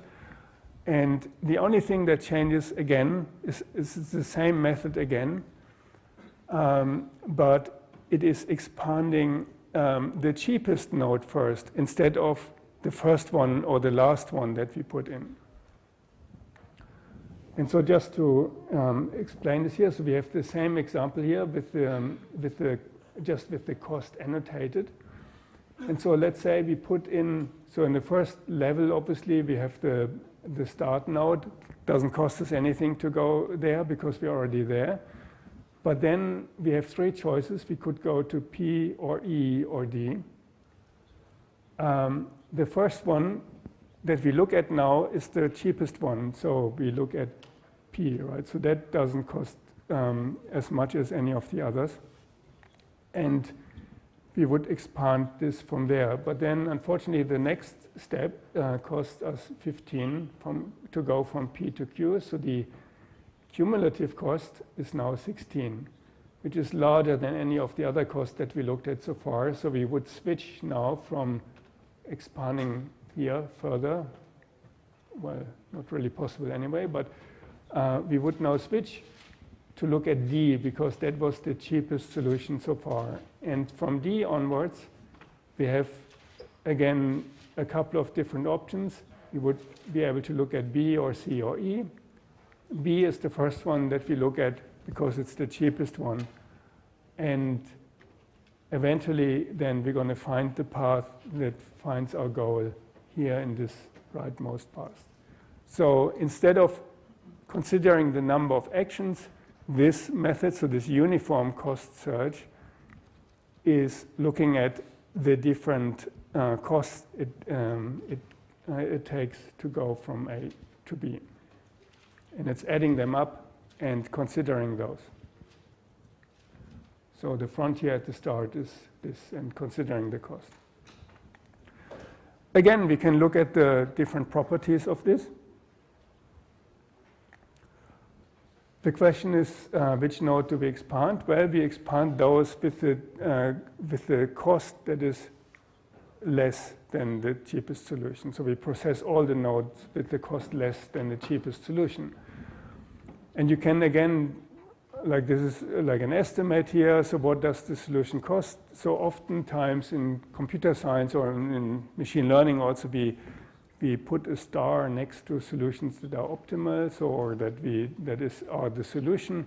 And so the solution, if that is costing us C star, and the path, the ways to get there, they cost at least E, then the effective depth of this tree is roughly C divided by E.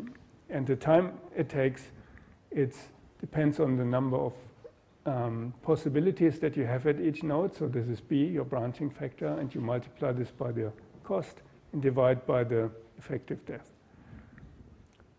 Again, you can also compute or approximate the space, the memory this takes. Again, the more important or interesting questions, I think, are the ones whether or not this is complete and whether this is optimal. So assuming that the best solution has a finite cost, which I guess it should have, and if the minimum cost is a positive cost, so then it will find a solution. And it's also an optimal method in the sense that it will find you the best solution, the solution with the smallest cost. So that maybe just as an aside, so is this method optimal does not mean the method is particularly fast or that the method is, the best algorithm that you could find for this. Optimal here means it finds you the optimal solution. And so there could be multiple search methods that find you an optimal solution, but one search method could be better than the other in the sense that it's finding your optimal solution quicker or with less memory or whatever you are interested in, or you like it better or something like this. So optimal here means it finds the solution that costs you least. And this is maybe also illustrated here on this slide. So if you now think about you're in the middle of a map somewhere, right? And you have somewhere to go to, somewhere on the right-hand side of the map. But your algorithm, your uniform cost search, the strategy is to expand the nodes which have the least cost first, right? And let's say your solution is on the right. You have a few cities to the left of you that are very cheap to get to. These are the ones that you're going to explore first because they're cheap to get to. Is this a good idea? Well, no, right? You want to go up to the right somewhere, but now you're exploring at the left just because it's cheap to get there. And will you find the best solution eventually? Yes, you will. But you're going to explore all around your starting point somewhere, right? So you're going to explore here, even though you know somehow your goal should be on the right of you, but because maybe some of the paths on the left look really cheap, you try them also. And so in that sense, the search method is not optimal that it immediately jumps to the destination, but it will find the cheapest goal that you're interested in. So the good news, the method is complete. It will find you a solution. It will find you the optimal solution. Yay. The bad news is it explores everywhere, everywhere there's cheap to go, and it does not use any information that you may have where it is better to look, right? So like look on the right because that's where the goal is. Maybe look there first, right? And so it doesn't do that. So in that sense, it's not really the best method. What would be then an idea? And so here, this repeated map of Romania is now kind of trying to show what is the idea that we could have, right? So let's say we're in Arad, and so we're in Bucharest, or we want to get to Bucharest. And the table here on the right shows what is the straight line distance to Bucharest, right? So from Bucharest to Bucharest, the straight line distance is 0 because you're already there. From Bucharest to say this place here at the top, Neamt, is this here in the map? Yeah, it's 230 something kilometers, right? So this would be the straight line distance. Is this the real distance? No, it's not the real distance. We have to take a little detour around here, but it gives us a rough idea that this place is this far away, right? If we want to get to this place, maybe roughly going into this direction would be helpful rather than going into completely opposite direction. So this is how we could use something like a heuristics. And so a heuristic means something that is an estimate of something. It's not necessarily correct, right? So you can't go, for example, from this place here at the top straight to this place at the top because there's no road in between.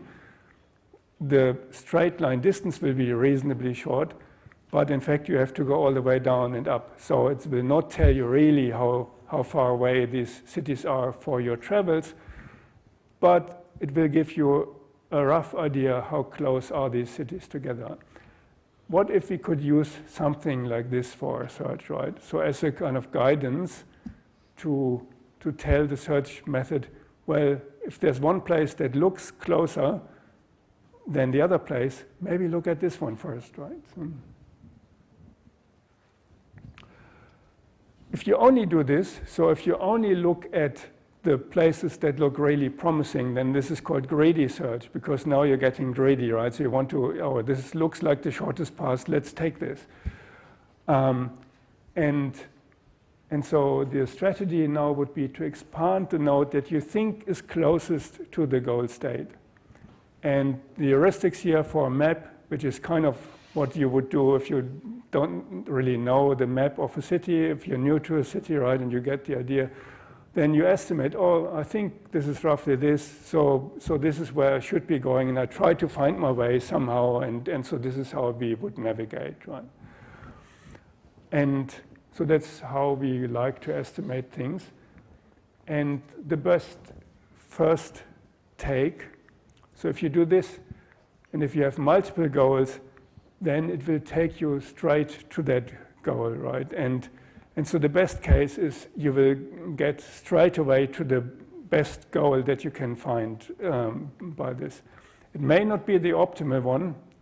If you may accept like a suboptimal goal if there are multiple different destinations that you're interested in. You may not get to the cheapest one, but it's a possibility at least. You go straight in the straight line distance kind of sense to this goal.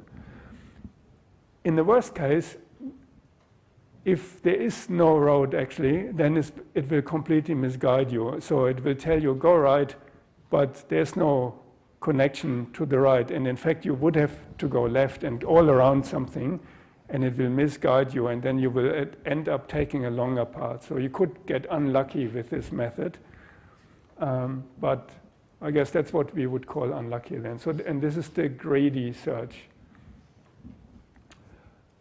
We're not going to implement or kind of actually use the greedy search, but in fact we're going to combine now what we've done with the uniform cost search and the greedy search together, and this will give us something that is an optimal method. And that's the one that Francisco also mentioned before when if you remember the shaky robot that you've seen, so the one from the 1968, so this really old video of this robot that was kind of moving this weird blocks around. That was actually implemented using this A star, well, the part that was looking for the best path was using this A star search.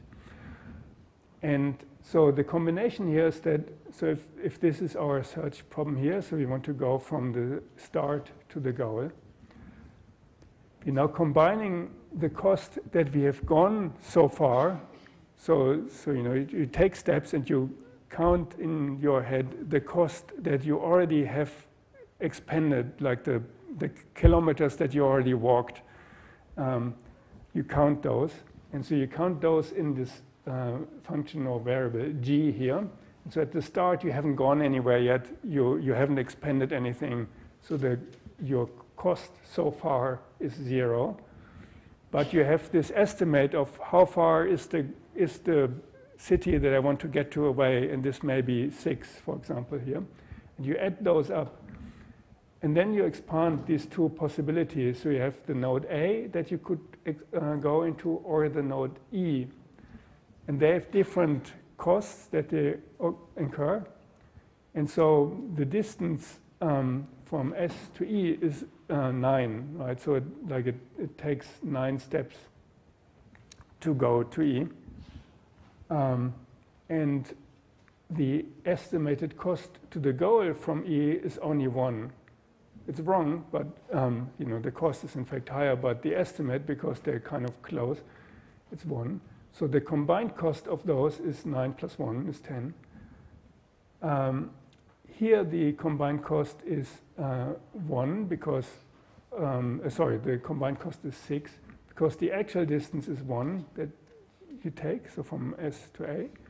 But the heuristic says, well, from A to G, it's going to cost you 5, so you would explore this more, and so on. So this is the way it works. So you always add the cost that you've already spent, like the kilometers that you already walked, plus the estimate how much will I have to spend from where I am, right? And so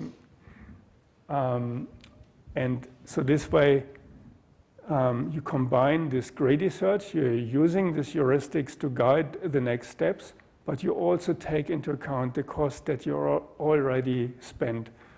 And this, in a way, also will avoid loops eventually, because you will end up looping. If you end up looping around, you add up cost, and you're now considering these costs of looping around, right? And so this this will be counted then also.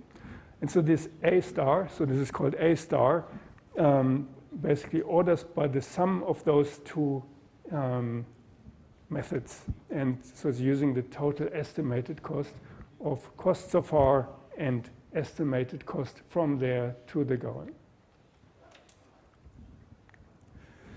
Let's see how we're doing for time. I have a few more theory slides, but I feel like it's getting a bit late, and I think theory late in the day will probably make you more tired. So I will do this slide, and then I will switch to something quickly more practical that you will also hopefully play with in your practicals. So first, let's look at this though. So the question is, does every heuristic work? So can you come up with any random guess how long it's going to take to the goal? Is every guess equally good as any other guess? The answer is no, not really. So in order for this method, in order for A star to work, the heuristic needs to be what's called admissible. And this means it must not overestimate the cost. It's okay if it underestimates the cost, right? So like you can say, in the simplest case, you could say, I estimate the cost to be 0, always. Then you're back to the greedy search. But it must not overestimate the cost. And then you can prove, and that's what I've done on the next slides, which we will skip, and it's not going to be part of any quizzes. And that's one of my favorite questions. So will this be part of a quiz or exam or anything like this? So no, the proofs will then not be part of any exam, just to avoid those questions. But you can still read this up if you like. So, but this part here is still important. So like the heuristics need to be admissible. And like I said, we can, in principle, prove that this then works. It's admissible, optimistic, if it underestimates the optimal solution. And so again, the cost of the optimal solution is here with this one with the star. And so the one that we guess must be smaller than this, which is why this distance by air, as the crow flies, distance works actually, because that's the shortest distance between two places. And the road is not going to be shorter than this. It's going to be longer. So your heuristics of estimating the distance between two places as the bird flies is admissible heuristics for this. So straight line distance is admissible. It's optimal, and again, we're not going to prove this now, so let's skip this. Before we do this, let me just show you something. So I know this was possibly a lot of theory. You can also play around with these things. And so I created a little Python thing for you that you can install, and the instructions for how to install this are in your tutorial materials. It's a Python module called AI9414, and you would probably remember most of the digits in this. If you can install this with pip install AI9414, one thing that happens is you can, let me make this a bit larger here. Oops, no, it doesn't. Okay.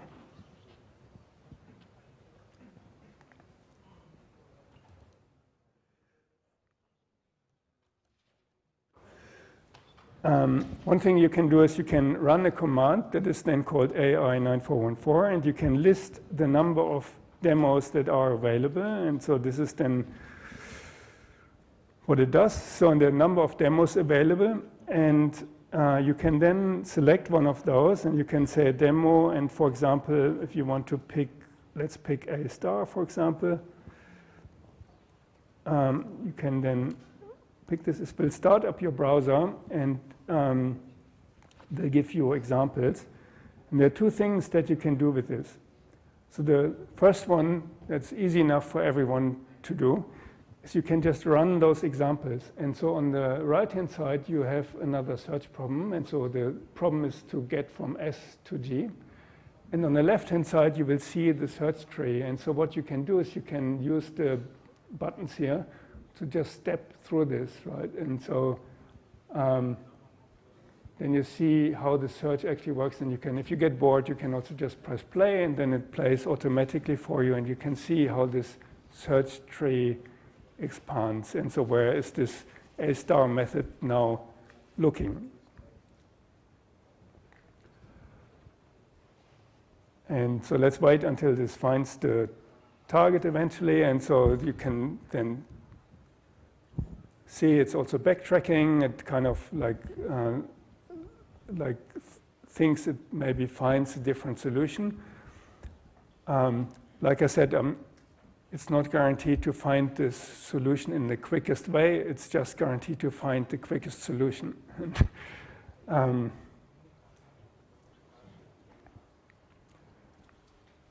And so it's trying a few things.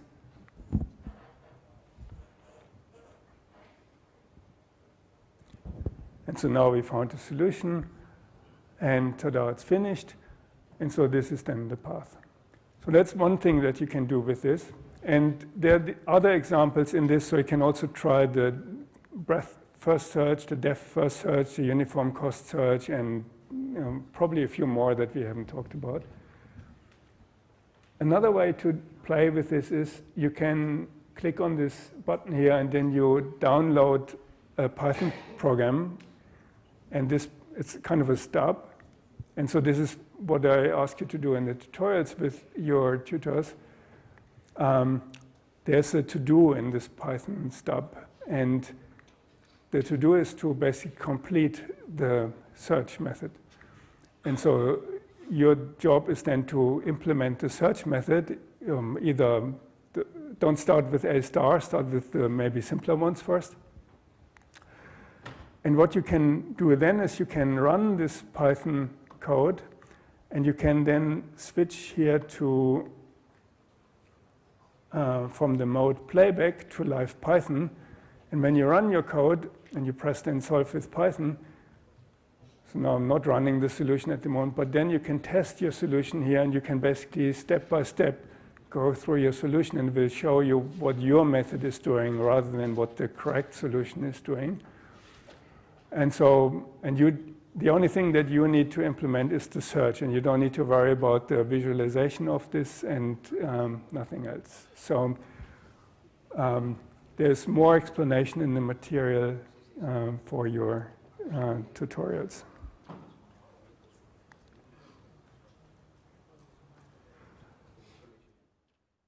And this should run, so like I'm running this here on a Mac. This should run on Windows. I think it has been tested. I don't have Windows, but somebody tested this on Windows. And if you're using Linux, this should also run on Linux. Unless you're using something exotic, then I think everyone should be catered for, I think. We will also use the same idea, the same module, the same Python module also for the next week when we do planning, and possibly also for some of the other weeks.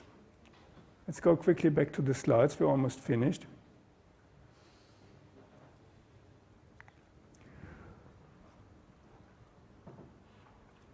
So at the beginning, like the first half of the day today was on, what is AI and the history of AI and so on. So arguably, you could say, well, search, is this really AI?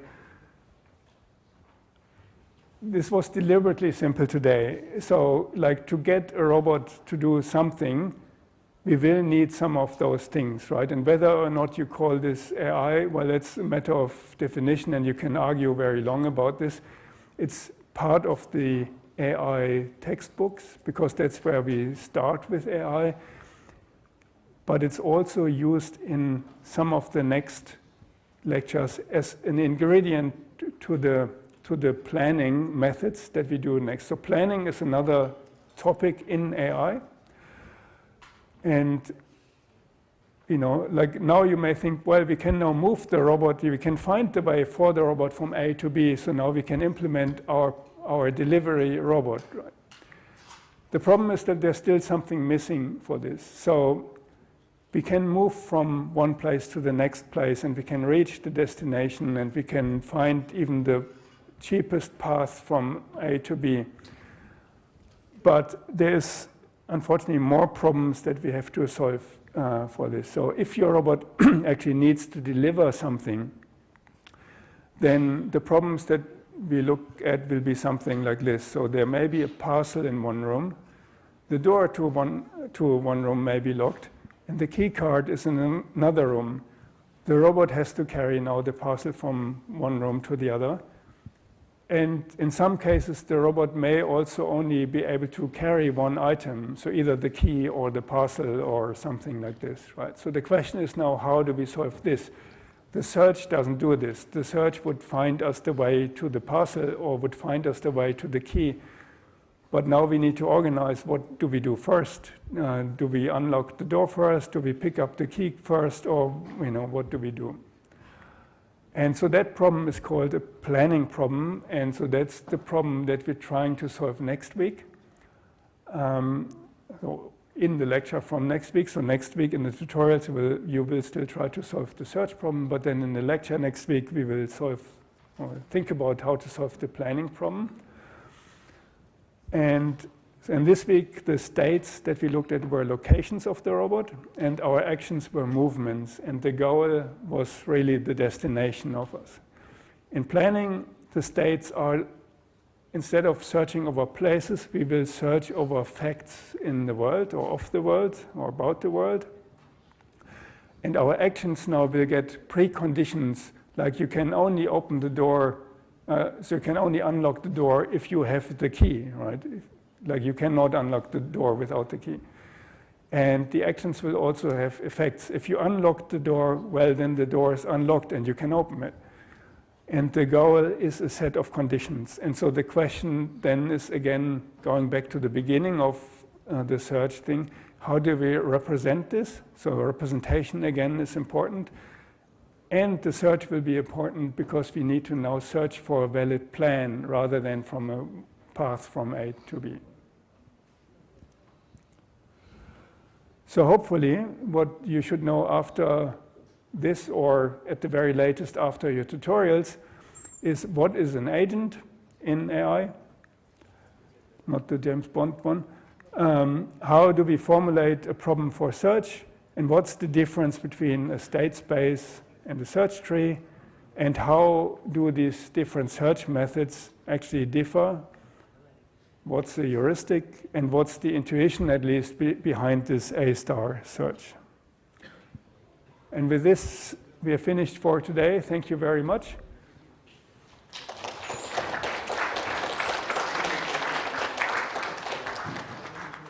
We also have time for questions if you have urgent questions, or if you don't, then feel free to get home urgently.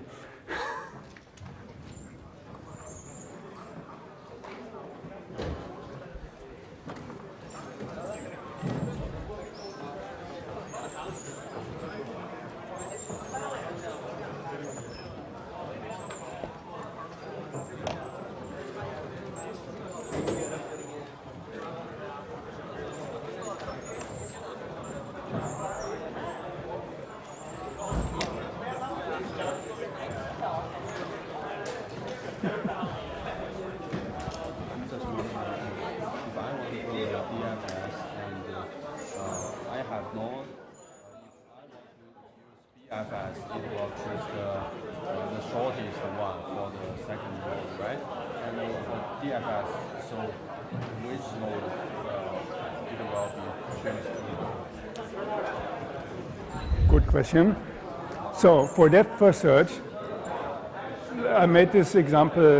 So let's say you start with S, right? So you put S in your stack, then you remove S and you put in the three successors. So, and I put them in the order P, E, and D, right? At the same time? One after it. So it's a stack. Like I don't have a whiteboard, and like I would like to draw something. Anyway, think of this. So this is your stack, right? You put the states in the stack, and you put P, then E, and then D on top, right? So like one element at a time, but I started at the right. You could choose to put them in the other order, but for my example, I picked P, E, and D. And so now P, E, and D are in, and it's last in, first out, right? So D we put in last.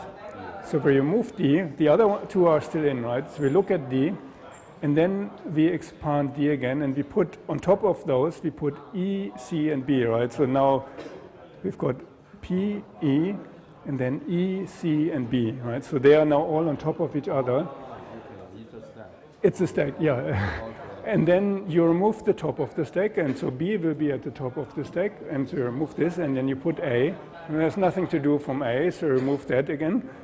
And then you look at C, because that's now at the top, and so on. Yeah, so, yeah, no worries. I'm just curious, will these searching algorithms will be a part of our final exams, labs, tutorial? Oh, yeah, everything can be part of the exam, yeah. So we need to revise all this. Yes, yeah. Algorithms. I mean, I don't think we have even made the exam yet, so I can't tell you for, like I can't reveal if it's, but in principle everything can be there. Except the things where I said this will not be part of an exam, like the proof of optimal, no, like it's in the slides, but yeah. Certain like the practice exercises that have been given, will it be like that? Yes, yeah. Coding problem. Exactly, yeah. So, but you will practice this in the tutorials, right? So, like you have, so please go to the tutorials, and so you will be able to practice this then. So the final exam is strictly MCQ, or do we have to write some code or something, like 9021? It's my, I think we need to vacate the room, but it's my first semester here at the uni, so I'm pretty sure if Francisco said it's going to be multiple choice, it will be only multiple choice. So regarding this final exercise, like it's written, work out the order in which things are expanded in DFS and use alphabetical order. So I'm a little confused because let's just say this graph, right? We have to make it for this graph, and if we are doing DFS, then I have to arrange that in a tree. Yep. And tree I can use any node. So let's just say I pick the one with the most number of neighbors. Like I just explained to you also, like I picked from right to left in, right? And so here the idea is you put alphabetical first. So like if you expand by 3, then you have a choice which one do you put into the stack first. Okay. And so the suggestion is... So even the tree I should start with making it alphabetical. Sorry, I need to put this in here. I'm happy to help more, but...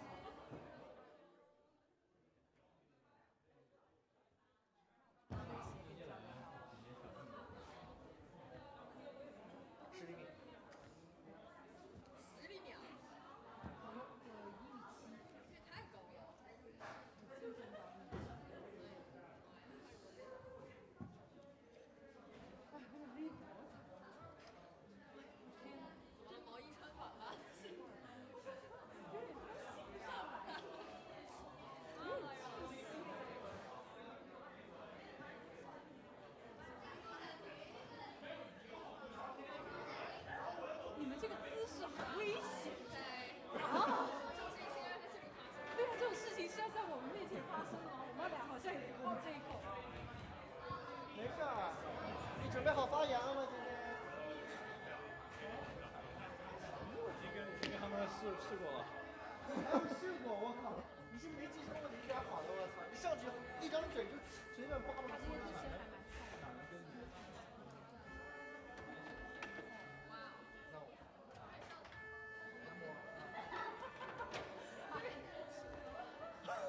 然后一个化妆，他没化妆。